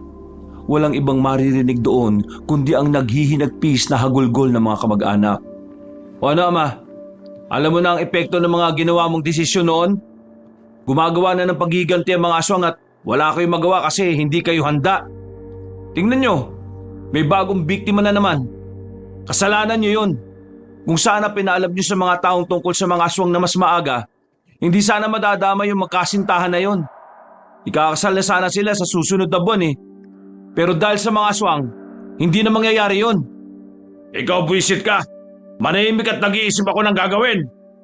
Ano ba pang pag-iisipan mo, Ama? Nagpaparamdam na ang mga aswang. Utusan mo na ang mga angkan natin na kumilos para hanapin ang mga nilalang na yun. Huwag mo akong diktahan. Sino ka ba? Kapal ng mukha ng isang to. Nagkamasil lang ng maliit, akala mo makakapatay na ng maraming aswang eh. Alam ko ang ginagawa ko dahil akong pinuno ng angkan natin. Huwag mo akong tinuturuan. Sanggol ka lang sa paningin ko, naintindihan mo? Wala akong pakialam kung anong tingin mo sa akin. Ang mas inaalala ko ngayon, ang kaligtasan ng mga tao. Kung wala kang gagawin para sa kanila, kami meron. Dahil sa kabagalan ni Ama, gumawa na ako ng paraan para kahit papaano maprotektahan ang baryo namin.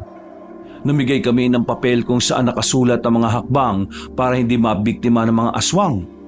Marami-rami namang mga residente ang nakinig sa amin. Kaya 5:00 pa lang ng hapon, nasa loob na sila ng mga bahay nila. Pero hindi pa rin namin maikakaila na kahit papaano meron pa rin mga pangamba sa kalooban namin. Sino ba naman kasing hindi mababahala? 3 lang kaming gumagawa ng paraan para labanan ng mga aswang. Habang ang angkan namin na pinamumunuan ng sarili kong ama ay nagpupulong pa rin hanggang sa sumapit ang 7:00 ng gabi. Ana, hindi pa rin ba nakakauwi ang mag-ama? Hindi pa rin eh. Ang sabi ni Dondon kanina, nasa pagpupulong pa rin hanggang ngayon. Puro pagpupulong na lang. Wala namang kilos. Tiyo, kaya ba talaga natin ang mga aswang? Kakayanin natin sila. Kailangan mo lang magtiwala sa sarili mo. Gawin mo ang lahat ng itinuro ko sa iyo, ha? Lahat ng yun ang kailangan mong magamit para matapatan ng mga aswang. Nanatili na lang muna ako sa bahay. Naghintay sa pagbabalik ni Ama at ni Kuya Jano. Kahit na alam kong hindi nila ako kakausapin, gusto ko pa rin malaman kung ano ang mga plano nila. Mga bandang 10:00 ng gabi, kung kailan dinalo na ako ng antok, doon naman ako nakarinig ng malalakas na katok. Naririnig ko na naman ang boses ni Dondon. Pero sa pagkakataong yon, sumisigaw na siya. Pare! Pare! Gumising ka na dyan! Bilis! Pagbukas ko ng pinto, "Huy, di ako tulog, buang." Narinig ko sa usapan ng mga kaangkan mo. Meron na raw silang namataan na aswang sa gubat. Kung ganun, kailangan na natin maghanda. Sigurado ka ba? Bakit? Narinig ko rin kasi kanina. Wala raw pwedeng makialam na iba kasi idadamay daw nila. Ha? Anong idadamay? Ewan ko. Basta parang ayaw nilang may kahati sa papuri kapag natalo yung mga aswang na yun eh. Pambihira naman talaga oh. Hanggang ngayon pala, gutom pa rin sila sa papuri. Pero wala akong pakialam. Kailangan kong kumilos. Hindi ako nagsanay sa pakikipaglaban para lang maghintay ng resulta ng gagawin nila. Nasaan si Tio Tobias? Tingin ko, nauna na siya sa gubat. Nakita ko siya kaninang nagmamadali na maglakad eh. Saan gubat? Doon pa rin sa madalas natin puntahan. Sige, ako na lang. Huwag ka nang sumama. Sira ulo ka ba? Delikado. Huwag ka na lang kaya tumuloy. Alam mo, hindi pwede. Di sasama na lang ako. Pero kapag namatay ka na wala akong nagawa, baka habang buhay kong sisihin sarili ko. Kaya sasamahan na lang kita. Para kapag namatay ka, mamatay na lang din ako. Buisit ka. Drama mo. Sige na nga, sumama ka na. Dinampot na namin ang katana. Bilog ang buwan ng mga sandaling yon, Kabanong. Kitang-kita ang daan. Nakakadagdag din sa tindigan ng balahibo namin ay ang malamig na simoy ng hangin. Maya-maya pa, narating na rin namin ang kagubatan. Tahimik pa ang paligid, wala kaming naramdaman na kakaiba. Pero hindi kami naging kampante. Kaunting lakad pa, nakita namin ang grupo ng angkan namin. Nagtago na muna kami sa gilid. Sa halos 5 minutong naroon kami, nakarinig na rin kami ng malalakas na hiyaw ng mga aswang. Kasunod nito ay ang matatapang na sigaw na nagmumula sa mga manunugis. Nagsimula na ang laban noon, pero sa mga pagkakataong ito, hindi ko alam kung bakit bigla na lang akong natigilan. Nang makita ko kasi ang nangyayaring labanan sa pagitan ng mga aswang at manunugis, nagulat ako. Namangha pero nabahala rin. Hindi ko inakala na ganun pala dapat kagaling kagaya ni Ama. Nakita ko kung paano siya makipaglaban. Pagtingin ko naman kay Kuya Jano, hindi ko rin may kakaila na talaga namang magaling din siya. Uy, pare! Naririnig mo ba ako? Ang sabi ko, nagsisimula na ang labanan. Ha? Diyos ko ka! Lutang ka pre! Ayos ka na ba talaga? Huwag na kaya natin itong gawin kung wala ka sa wisyo. Hindi. Ayos lang ako. Handa ako. Tumayo ko at tinawakan ng maayos ang katana. Napalunok na lang ako ng laway nang makita ko ang nagkakagulong aswang at manunugis at mga antingero. Lalapit na sana kami roon pero bigla na lang merong humarang sa amin. Isang aswang na matangkad, may kalakihan ng katawan. Angil pa lang niya ay nakakatakot na. Pero inalala ko lang ang sinabi sa akin ni Tio Tobias. Kailangan ko maging matapang para magawa ko kung ano man ang dapat kong ipaglaban. Hindi ako natatakot sa iyong aswang ka. Pinanganak ako para maging matapang, kaya umanda ka. Lumusob ako sa aswang. Hinagupit ko siya ng itak. Nung unay nagawa niya makailag, pero hindi niya na naiwasan ang sunod kong atake. Tinamaan ko siya sa dibdib. Tinamaan niya rin ako sa braso, pero hindi ko ininda yon. Ang tanging nasa isip ko ay matalo ang aswang at makatulong sa labanan. Napatigil ang aswang. Nakikiramdam kung kailan ako ulit aatake. Sinenyasan ko si Dondon. Kinuha niya ang bato sa gilid at saka pinukol sa aswang. Hindi yun tinamaan, pero naging pagkakataon ko yun para makalapit. Huli ka! Tinaga ko siya sa bandang leeg. Nadaplisan siya. Umabante ako ulit. Tinamahan ko siya ulit. Pero sa pagkakataong ito, sirit na ang dugo niya sa leeg. Nang mapansin kong makakabangon pa siya, hindi na ako nagdalawang isip na itaharak ang katana sa kanyang dibdib. Paghugot ko ay agad din naman siyang pumanaw. Pare, ang lupit mo! Mamaya ka na magdiwang. Marami pang aswang, tara na! Naglakad kami palapit sa mga kaanak ko ng mga oras na yon. Nasa kasagsagan pa rin sila ng labanan. Mabibilis kasi ang mga aswang na naroon kaya medyo nahirapan sila. Hinanap ko ng tingin ang kuya ko. Nakita ko siyang kinakalaban ng 3 aswang. Sugatan na rin siya noon kaya medyo mabagal na ang kanyang kilos. Maya-maya pa, natumba na siya at napalibutan ng mga yon. Kita sa mukha niya matinding takot. Hindi na ako nag-alinlangan pa. Tumakbo ko ng mabilis para tulungan siya. Pagkalapit ko, hinagupit ko kaagad ng katana ang malapit sa akin. Tinamaan ko siya sa braso. Pero tinaga ko ulit sa ulo kaya agad din itong tumumba. Hindi ko naman pinalampas ang isa sa gilid. Sumadsad ako sa harapan niya para maitarak ang katana. Nanlaki ang mata ni Kuya Jano sa nakita niya. Hindi siya makapaniwala na kinaya kong gawin yon. Pero sa halip na magpasalamat ay siya pa ang nagalit sa akin. Epal ka ba? Sinabi ko bang tulungan mo ako? Kailangan mo ng tulong. Ginawa ko lang ang nararapat. Ang sabihin mo, ginawa mo yan para meron akong utang na loob sa'yo. Nako, ang lala naman ng utak mo. Pwede bang magpasalamat ka na lang? Mahirap ba yon? Hindi ko sinabing tulungan mo ako kaya bakit ako sa likod mo? Hinawi ko si Kuya Jano ng malakas. Sinaksak ko ng katana ang aswang na dapat sana ay aatake mula sa likuran niya. Napatay ko rin ang aswang na yon. Mas lalo siyang nagalit sa akin dahil pakiramdam niya, pinaparamdam kong mas malakas at mas magaling akong kumpara sa kanya. Sinabi ko na sa iyong hindi ko kailangan. Wala akong pakialam. Kung kailangan mo o hindi. Isipin mo na lang na ginawa ko yun hindi para tulungan ka, kundi para makaranas lang ako makapas lang ng mga aswang. Hindi ko na siya hinayaan pang makapagsalita kabanong. Pinuntahan ko na lang kagad si Dondon. Makalipas lang ng ilang minuto, napansin naman namin na unti-unti na rin naglalayas sa mga aswang. Unti-unti na rin naglalayasa ng mga aswang. Marami-rami na rin napatay ang mga manunugis at marami-rami na rin sugatan sa mga kasamahan nila.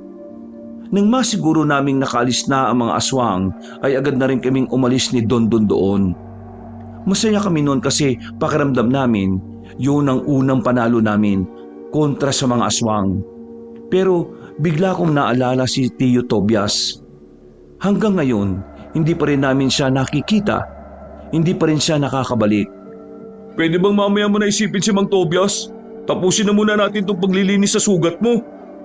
Kaya naman niya sarili niya eh. Di ba nga sabi mo, magaling din siya? Pero hindi pa rin ako mapalagay eh. Baka kung ano na nangyari sa kanya. Baka mamaya nakuha na siya nung Gloria na yon.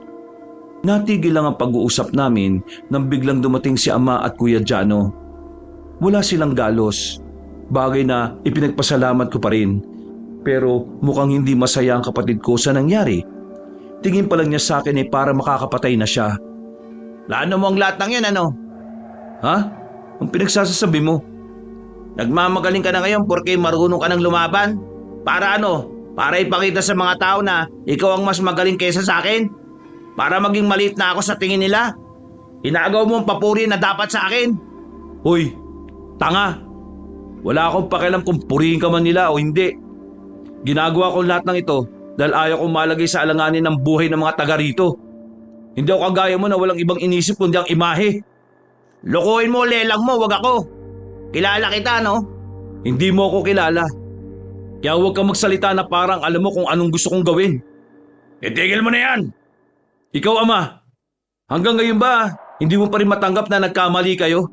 Na dahil sa inakala niyong patay na mga aswang, nagkakanta leche-leche ngayon? Matagal nyo nang alam na buhay sila pero nanahimik lang kayo. Wala man lang kayong sinabi sa mga tao. Wala kang alam sa mga naiisip namin. Kami lang ang nakakaalam ng mga gagawin. Kaya pwede ba? Itahimik mo na yung bibig mo. Huwag ka magmalaki. Kung si Tobias lang naman ang nagturo sa'yo ng mga natutunan, itigil mo na ang pagiging ma-pride mo, Atom. Napalingon kami sa pintuan. Nakita namin si Tio Tobias na duguan. Hawak-hawak niya ang balikat niya habang umaagos mula roon ng dugo. Pumasok siya. Baka sa mukha niya ang pagod. Kailangan na natin magkaisa, Atom. Magkaisa? Tingin mo talaga papayag akong umeksena ka? Hindi ka naman namin kadugo eh. Ang angkan ng mga pilais lang ang may karapatang tumapos sa mga aswang na yon. Umamit ka nga ng utak mo, Atom. Kapag hindi tayo nagkaisa, mas magiging madali para sa mga aswang na gawin ng mga binabalak nila. Wala akong pakialam. Nilagas ng mga aswang ang mga matatandang albularyo sa kabilang nayon. Nang sabihin niyo ni Tio Tobias, natigilan ng ama ko. Si Kuya Jano rin ay napanganga na lang din. Kita sa mukha ni Tio Tobias ang matinding galit para sa mga aswang. Nanginginig ang nakasarado niyang kamao. Nang dahil sa pride mo, marami ng buhay ang nawala. Mga matatandang gusto na sana magretiro sa pag-aalbularyo at pagiging antingero. Mga matatandang may naiwang pamilya. Hindi ka ba nakukonsensya, Atom? Kung sana'y nakipagkaisa ka sa amin at kung sana'y inabisuan mo ang mga tao na buhay pang mga aswang, hindi aabot sa ganito. Kasalanan mo ang lahat ng ito. Oy, magdanda ka sa sinasabi mo ha. Wala ka namang naiambag sa labanan nun pero Kung yan ang akala nyo, wala. Pero habang nakikipaglaban kayo, nakikipaglaban din kami. Kami at ng mga kaibigan ko. At hanggang ngayon, ginagawa namin ang bagay na hindi nyo pa sinisimulan. Ano akala ninyo? Porque kayo ang mga kilala ng mga tao, kayo lang ang may ginagawa? Hindi lang kayo magagaling dito. Nagkataon lang na mas pinili naming manahimik. Hindi na nakapagsalita si Ama, pati si Kuya Jano ay natameme na lang. Parang tinabla na sila ng konsensya at hiya, pero naroon pa rin ang pagmamatigas nila. Pag-isipan nyo ang mga sinabi ko. Kung talagang gusto nyong iligtas ang buong angkan ninyo, kakailanganin nyo rin ang tulong ko. Marami akong kakilala na kagaya natin na gusto rin patayin ng mga aswang. Naglakad na paakyat si Tio Tobias. Sinundan ko siya para tulungang gamutin ang mga sugat niya. Habang nililinis ko ang sugat niya, ay meron siyang sinabi na talaga namang nakakapagpanindig ng balahibo ko. Nilusob ng mga aswang ang kabilang nayong kanina. Habang nagkakagulo sila sa gubat, may ibang grupo ng aswang na pumunta roon. Pinagpapapatay nila ang matatanda. Ginawa nila yun dahil alam ng mga aswang na itong matatandang antingero, malaki ang may tutulong para may pagpatuloy ang ligasiya ng mga antingero sa baryo. Ayaw na ng mga aswang na maisali ng mga kaalaman ng mga ito sa mga batang henerasyon. Naroon si Gloria kanina. Nakausap ko siya. Wala ko nakitang kahit na kaunting pagsisisi sa mga mata niya. Masaya pa siya. Sinubukan niya akong hikayatin na sumama sa kanila pero hindi ako pumayag. Grabe ang ginawa nila. Hindi ba sila naaawa sa mga matatanda? Hindi uso ang awa sa mga aswang, Ambet. Brutal kung brutal. Nasusunog na ang kaluluwa nila sa impyerno kahit buhay pa sila. Tio, matanong ko lang, bakit gustong-gusto kayong isama ni Gloria? Ano bang meron sa inyo? Ako ang nakakalam kung nasa ng mutya na ginagamit ni Gloria para mas lalo pa siyang lumakas. Nung nakalaban namin sila, ako ang nakakuha ng mutya na yon. At dahil hindi yon kayang sirain, itinago ko na lang yon. Yun ang dahilan kung bakit hindi niya ako magawang patayin. Dahil kapag ginawa niya yon, siguradong hindi na niya makikita pa ang mutya niya. Gumagamit din pala ng mutya ang mga aswang. Parang ngayon ko lang narinig yan ha. Matagal na silang gumagamit ng mutya pero iilan lang sa kanila ang may kakayahan nun. Kadalasan, ang malalakas na aswang lang ang kayang gumamit ng mutya.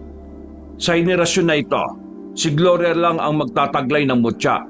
At kapag napunta yun sa kanya, mas mahihirapan tayong puksain ang mga aswang. Kaya gagawin ko ang lahat para hindi niya ito makuha. Napabuntong hininga na lang si Tio Tobias. Matapos ang usapan na yon, ay nagtungo na lang din ako sa kwarto ko para makapagpahinga. Kinaumagahan, maaga akong bumangon. Narinig ko ang mga boses sa baba. Naroon na pala ang mga kamag-anak namin. Pinag-uusapan nila kung papaano tatalunin ang mga aswang. Napabuga na lang ako ng hangin dahil sa pagkadismaya. Puro na lang kasi sila pag-uusap pero wala naman talaga silang ginagawa.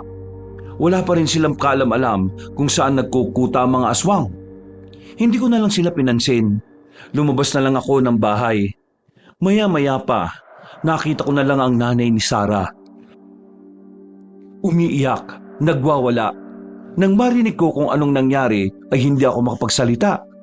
Parang bigla akong napako sa kinatatayuan ko. Hindi naman kami malapit ni Sarah sa isa't isa, pero hindi kinaya ng sistema ko ang ideya na dinukot siya ng mga aswang. Hindi lang siya ang nawawala ng oras na yon. Ayon pa sa barangay, may iba pang kababaihan na bigla na lang hindi na makita.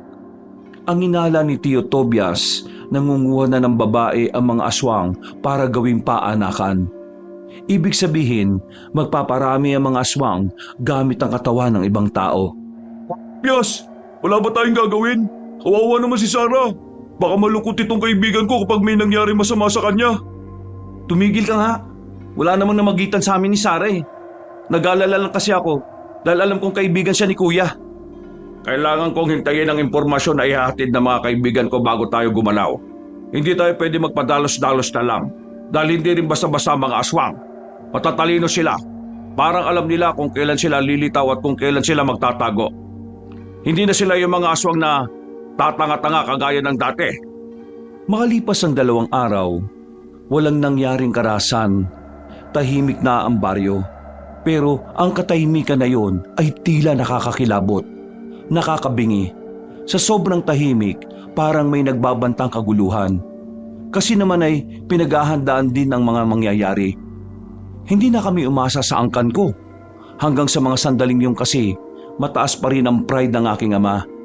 Kahit na pinipilit na siya ng iba naming kamag-anak, talagang nanindigan siyang kahit na kailan hindi siya makikipagkaisa kay Tio Tobias.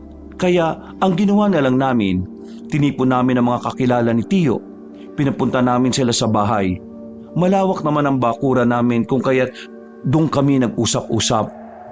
Lumipas sa maghapon, pinakalat na rin ni Tio Tobias sa mga kaibigan niya. Kami naman ay nanatili lang muna sa bahay. Habang nagpapalipas kami ng oras, nakita naming dumating naman sila ama.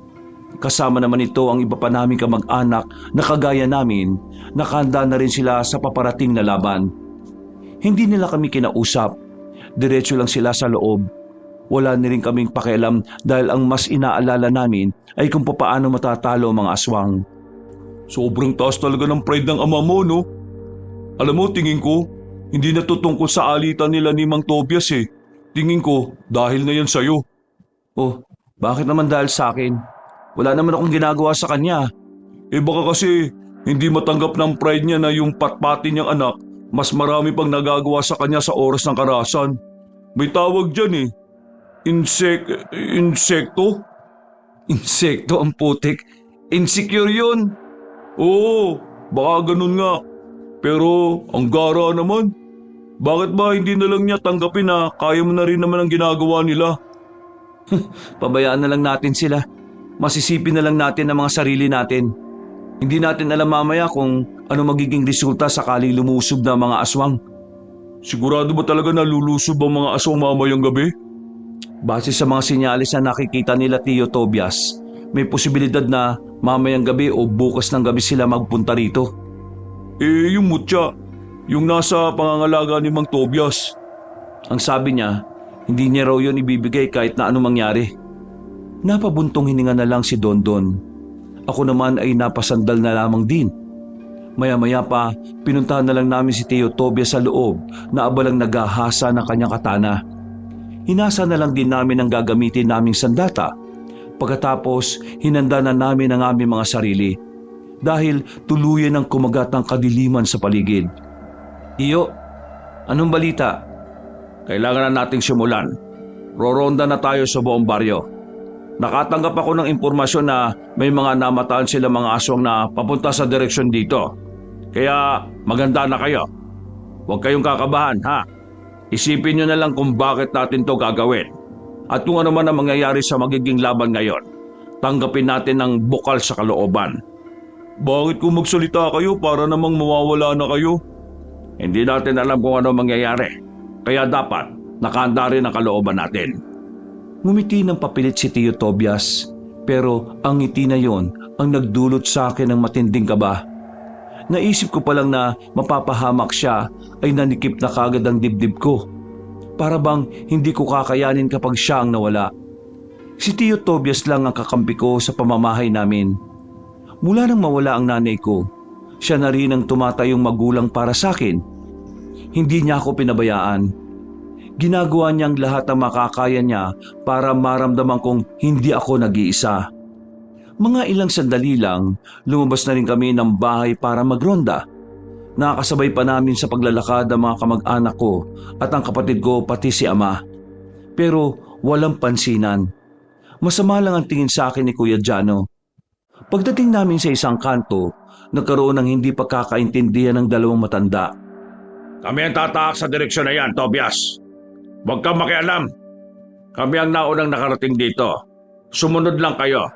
Isa pa, wala namang napag-usapan na kayo ang tatahak dyan, ha? Bakit? Kung sakali makasalubong niyo ang mga aswang dyan, tingin niyo kakayanin niyo? Wala pa kayong 15 katao. Itong 12 katao na ito, lahat yan magagaling. Yung mga kasama mo, lahat ba magagaling? Yung anak mo ngang si Jano, niligtas pa nga ni Ambit eh. Partida, baguhan lang si Ambit. Manahimik ka na nga, matanda ka. Namumuro ka na sa akin, ha? Kaya kung ako sa'yo, kami na ang tatahak ng daan na yan. Doon na kayo sa kabila. Hindi, kami ang tatahak dito. Atom naman, huwag ka na nga makipagtalo. Hindi naman ito tungkol sa ating dalawa eh. Tungkol ito sa ikaw ang huwag makipagtalo. Hindi ka naman bida-bida noon, ah. Matagal ka ng retirado, Tobias. Kaya ipabaya mo na ito sa mga taong aktibo pa rin sa serbisyo. Sige, bahala ka sa buhay mo. Pumunta kayo dyan. Kapag meron nangyari masama sa inyo, huwag nyo kaming sisisihin. Hindi kami bata para gawin yon. Mga kasama, tara na! Malaga sana kayo. Mauna ka, supot! Hinayaan na lang namin sila na dumaan sa direksyon na dapat kami ang naroon. Kumaliwa na lang kami at napapailing. Nang nasa kagubatan na kami, wala pa rin kaming makitang mga aswang. Kahit bakas ay wala. Pero maya-maya lang, narinig na namin na meron ng putukan sa kabilang gubat. Malakas ang kutob namin na nagmula yun sa mga kaangkan ko na may daladalang baril. Mang Tobias, mukhang sila ang nakasalubong ng mga aswang, ah. Mga kasama, babalik tayo. Tutulungan natin sila, bilis! Tumakbo kami pabalik, karipas malala, para kaming maubusan ng lupa. Pagdating namin sa lugar, inabutan naming nakikipaglaban sila ama at karamihan sa kanila nakahandusay na, sugatan at marami na rin mga namatay na kamag-anak namin. Mga kasama, kalabanin ng mga aswang na yan! Patayin! Kayo makialam, pwede ba? Kahit na ngayon lang kalimutan mo muna yung lintik na pride mo, ama. Namatay ng iba nating kamag-anak dahil sa pagiging ma-pride mo. Binangga ko pa ang ama ko noon at saka nakipaglaban na rin. Nagulat siya. Hindi namin siya pinakinggan. Inasikaso lang namin ang pakikipaglaban sa mga aswang hanggang sa napatigil namin sila. Sandali silang umatras. Sandaling natigil ang kaguluhan. Inalalaya naman namin ang iba pang mga kasama nila na sugatan. Pero sa halip na matuwa, minasama pa ito ng ama ko. Hindi ka ba talaga nakakaintindi, Tobias? Sinabi ko na sa iyong hindi kami makikipagtulungan. Wala ka ba talagang utak para makaintindi? Ikaw lang ang hindi nangangailangan ng tulong dahil ma-pride ka. Tingnan mo mga kaanak mo, mga patay na, mga sugatan. Tingin mo, hindi nila kailangan ng tulong. Itigil mo na yung pride mo, Atom. Wala kang mapapala dyan. Inilalagay mo lang sa panganib hindi lang ang buhay ng mga kadugo mo, pati na rin ang buhay ng mga taong umaasa sa inyo. Hindi ka ba nakukonsensya sa lahat ng nangyayari, Ama? Tingnan mo, oh, ang dami nang namatay dahil sa pansariling interes mo. Hindi ito tungkol sa iyo, Ama. Tungkol ito sa kaligtasan ng mga tao. Kung hindi mo kaya magpakumbaba para iligtas sila, isa lang ang ibig sabihin nito. Kahit na kailan, ang sarili mo lang ang mahalaga sa iyo at hindi ang mga taong kunwari ay pinoprotektahan mo. Oy, bayatot! Manahimik ka nga. Kapal ng mukha mong ganyanin ng ama natin ha. Akala mo marami ka nang narating ha. Magsasalita pa sana ako pero bigla na naman kaming nakarinig ng malalakas na angil. Maraming kaluskos at malalakas. Sa pagkakataong ito, nararamdaman na naming mas kakaiba ang mga aswang na aming mga makakalaban. Maya-maya pa, lumabas na ang pinuno ng mga aswang. Lumitaw siya sa gilid. May hawak-hawak pang sanga na pinangtutungkod nito. Hindi ko inakala na magsasama ang makaaway na dalawang pinuno na makaibang samahan. Napakagandang tingnan ng inyong pagkakaisa.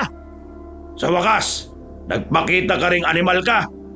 Ha, mukha yatang nasabi kang makita ulit ako, Atom. Bakit? Dismayado ka ba nang malaman mo na hindi ako namatay sa pag-atake ninyo noon? Ang dami mong sinasabi. Ngayong gabi, papatahimikin ko yung maingay at mabaho mong bibig. Alam mo ba na nasa pangangalaga ni Tobias ang mutya na ginagamit ko noon? Hindi mo alam, di ba? Hindi niya pala sinabi sa'yo. Anong pinagsasasabi mo? Sinadya niyang hindi sabihin sa'yo dahil wala siyang tiwala sa'yo, Atom. Hindi ba, Tobias? Walang hiya kang Tobias ka. Matagal na naming hinahanap yan. Pero bakit hindi mo sinasabi na sa'yo pala? Sa ating dalawa, ikaw ang mas madaling utuin ng aswang kaysa sa akin. Kaya mas maganda nang nasa pangangalaga ko yon. Manahimik ka! Pinagmukha mong tanga ang buong angkan sa kakahanap ng lintik na mutya na yan. Kahit na kailan, wala ka talagang ginawang maganda. Kung hindi ka lang kapatid ng asawa ko baka pinatay na kita. Tama na nga yan. Hindi niyo ba napapansin? Pinag-aaway lang kayo ng matandang yan. Pinagsasabong niya kayo para mawala kayo sa wisyo. Para masumina ang pwersa natin. Huwag kayong magpa-apekto. Tama si Ambit. Yun ang gustong gawin nitong matandang aswang na ito At huwag natin pabayaan magtagumpay siya. Yung alitan yung dalawa, saka nyo na lang pag-usapan. Pero mapag-uusapan nyo lang yun kung pareho kayo mabubuhay pagkatapos ng labanan na to. Pinapahanga ako ng mga batang manunugis kayo na. Matatalino, marunong mag-obserba ng sitwasyon. Pero kahit ano pang sabihin ninyo, hindi na rin natin may tatago ang katotohanan na kahit kailan, hindi kakampi ang turing ni Tobias sa mga pilaes. Kaaway, kakompetensya. Yun ang turing niya sa mga manunugis na nagpapakilalang dakila sa balyong ito. Inggit siya sa inyo dahil kayo ay nakilala at tinitingala ng mga tao. Habang ang samang binuo niya, kulelat, walang kwenta at walang nakakaalam. Manahimik ka!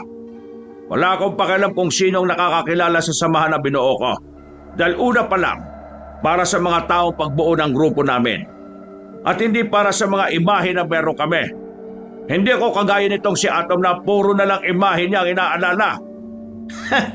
Hindi ba kayo magsusuntukan muna?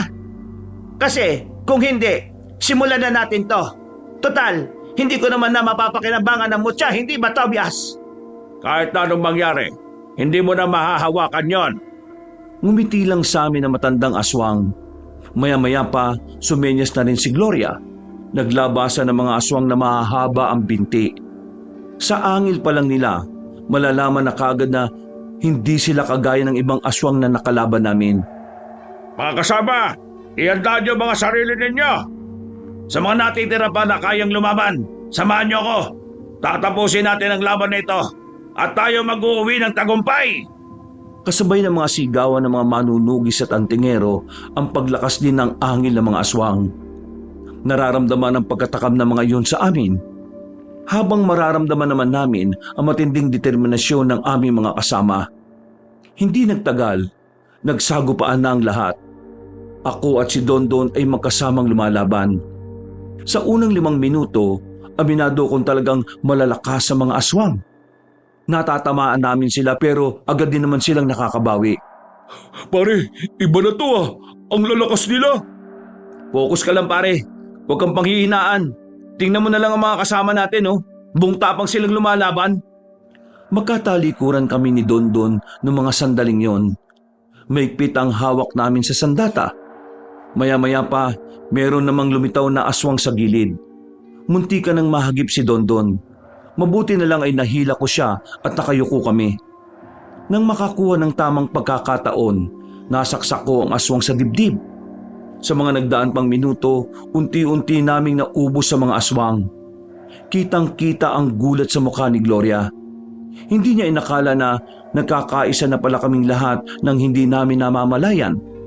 O ano, nasaan ang daldal mo ngayon, Gloria?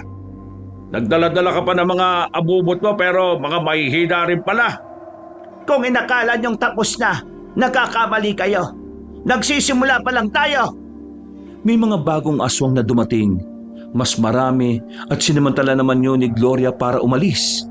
Pero walang balak si Tio Tobias at si Ama na patakasin yon. Kaya agad naman nila itong sinundan. Sa pag-aalala ay sumunod na rin ako. Kasabay ko pang tumakbo si Kuya Jano pero wala kaming pakialam sa isa't isa. Nakarating kami sa malawak at tuyot na palayan. Tumigil ang matandang babae roon. Hindi pa man kami nakakapagsalita. Nakaramdam na kagad kami ng bahagyang pagkahilo. At tingin namin may ginagawang milagro ang aswang na yon. Gumagamit sila ng itim na salamangka, Ambet. Alam mo na ang gagawin mo. Sinugatan ko kagad ang palad ko para manatili akong nasa wisyo. Habang si Ama at si Kuya naman ay unti-unti nang napaluhod. Mabilis akong lumapit sa kanila. Sinugatan ko rin sila sa palad para makabalik sa katinoan. Pagtingin ko kay Tio Tobias ay tumilapo na siya. Nagbago na pala ang anyo ni Gloria. Naging mabangis na halimaw na ito. Pagkatayo pa lang ni Ama at Kuya Jano, kinalmot na sila ni Gloria. Kakaibang lakas niya kahit wala itong gamit na mutya. Tumingin siya sa akin dahil ako na ang isusunod niya. Nung umatake siya, winasiwas ko ang katana. Umilag siya pero sinundan ko ulit ang wasiwas hanggang sa mapadistansya siya. Nagtaka ang Ama ko. Hindi siya makapaniwala na magagawa kong tumindig sa harapan ng mabangis na aswang. Matapang kang binatilyo ka. Ha! Sila natin. Ambet! Humaba lalo ang kuko ni Gloria. Kinalmot niya ako pero nasalag ko lang yun ng katana ko. Sinuntok ko matandang aswang gamit ang kaliwa kong kamao. Tinamaan naman siya sa panga. Sinamantala naman ni Tio Tobias ang bagyang pagkahilo niya. Pinilit ni Tio na makabangon. Hinigupit niya si Gloria ng katana. Tinamaan naman yun sa braso. Pero nahahawakan lang din siya nito at binalibag. Hindi naman nagpasindak ang Ama ko. Mabilis siyang tumakbo at nakipagsabayan. Kitang-kita ang kanyang kahusayan. Hindi ko yun maitatanggi. Pero kahit na ganon, hindi pa rin siya umubra. Ibang-iba na talaga ang aswang noon kumpara sa dati. Tumalsik ang Ama ko. Kaming dalawa ni Kuya Jano ang nanatiling nakatindig. Nagkatinginan kami. Noong mga sandaling yon, parang nakalimutan na namin kung anong alitan na meron kami. Ang tanging tumatakbo sa aming utak ay tapusin ang aswang na yon. Umanda ka! Magbabayad kang aswang ka! Sabay namin siyang tinaga, pero nagawa niya makailag. Hindi kami tumigil. Tuloy-tuloy lang ang paglapit namin sa kanya kahit na ilang beses na niya kaming naiiwasan. Meron ako naisip na paraan, Kuya. Wala akong pakialam. Tatalunin ko yan. Makisama ka na lang, animal ka. Anong sinabi mo? Dumistansya tayo sa isa't isa. Magkaibang direksyon para mahirapan siya kung sinong uunahin niyang ilagan. Uunahan ko na. Sumunod ka. Buong tapang akong tumakbo. Lumapit ako kay Gloria kahit alam kong yun ang pinakamalakas niyang anyo. Pagtaga ko, tinaga rin siya ni Kuya Jano. Nalilito si Gloria kung papaano niya kami iiwasan ng sabay. Sinamantala naman namin ang pagkakataon na yun. Mas lalo pa kaming lumapit sa kanya.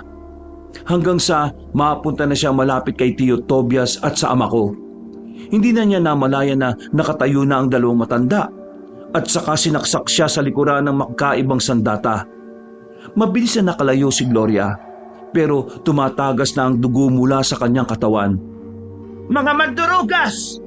Ang tawag doon, stratehiya. Tapusin na natin to! Umanda ka ngayon! Sabay-sabay kaming umataking apat. Nung una, nagagawa pa ni Gloria na ilagan kami. Pero dahil nga meron na siyang tama, habang tumatagal ay pabagal na siya ng pabagal.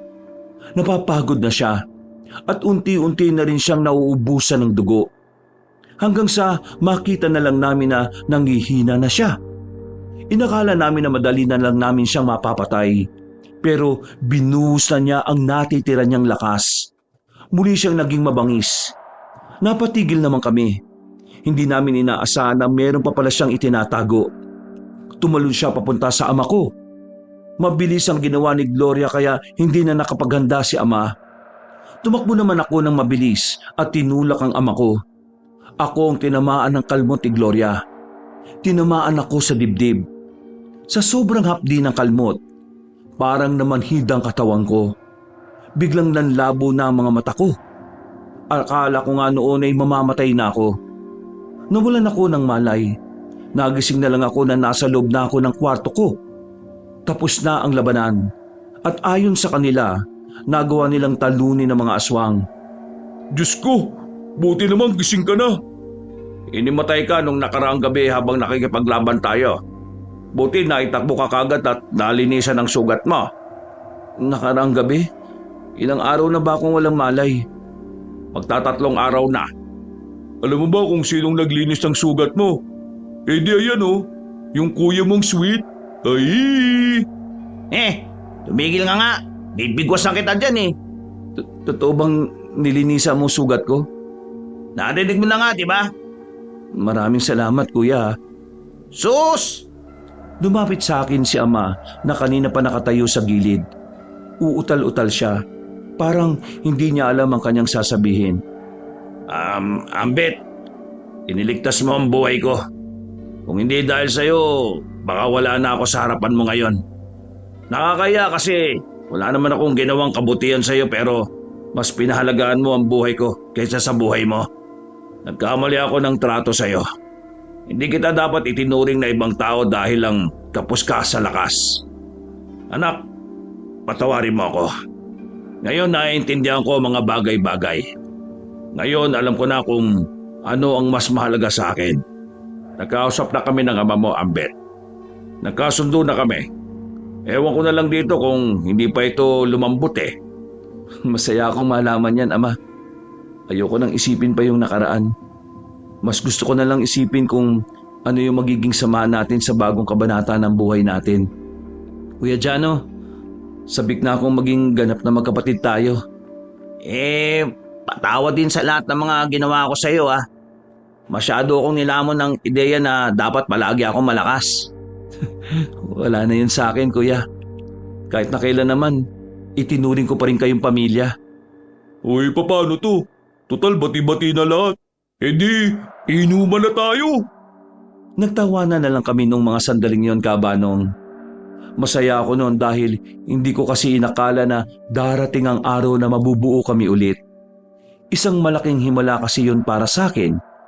Samantala, wala na rin kaming nahanap pa na aswang sa mga sumunod na araw. Naibalik na rin ang mga babaeng bihag ng mga aswang kabilang na si Sarah. Muli, naging payapa na ang aming lugar at wala nang banta ng mga mababangis na nilalang. Ngunit masaya na akong nilalakbay ang buhay ko. Ngayon, masaya na akong nilalakbay ang buhay ko kasama ang pamilya ko. Kung ano man ang mga naranasan ko noon, magsisilbi itong gintong aral sa akin na hanggang ngayon, palagi ko pa rin nagagamit. Hanggang dito na lang po, Kabanong. Marami pong salamat sa lahat ng sumubaybay sa kwento ko hanggang dito sa dulo. Pinagpalang araw po at mabuhay tayong lahat. Wakas!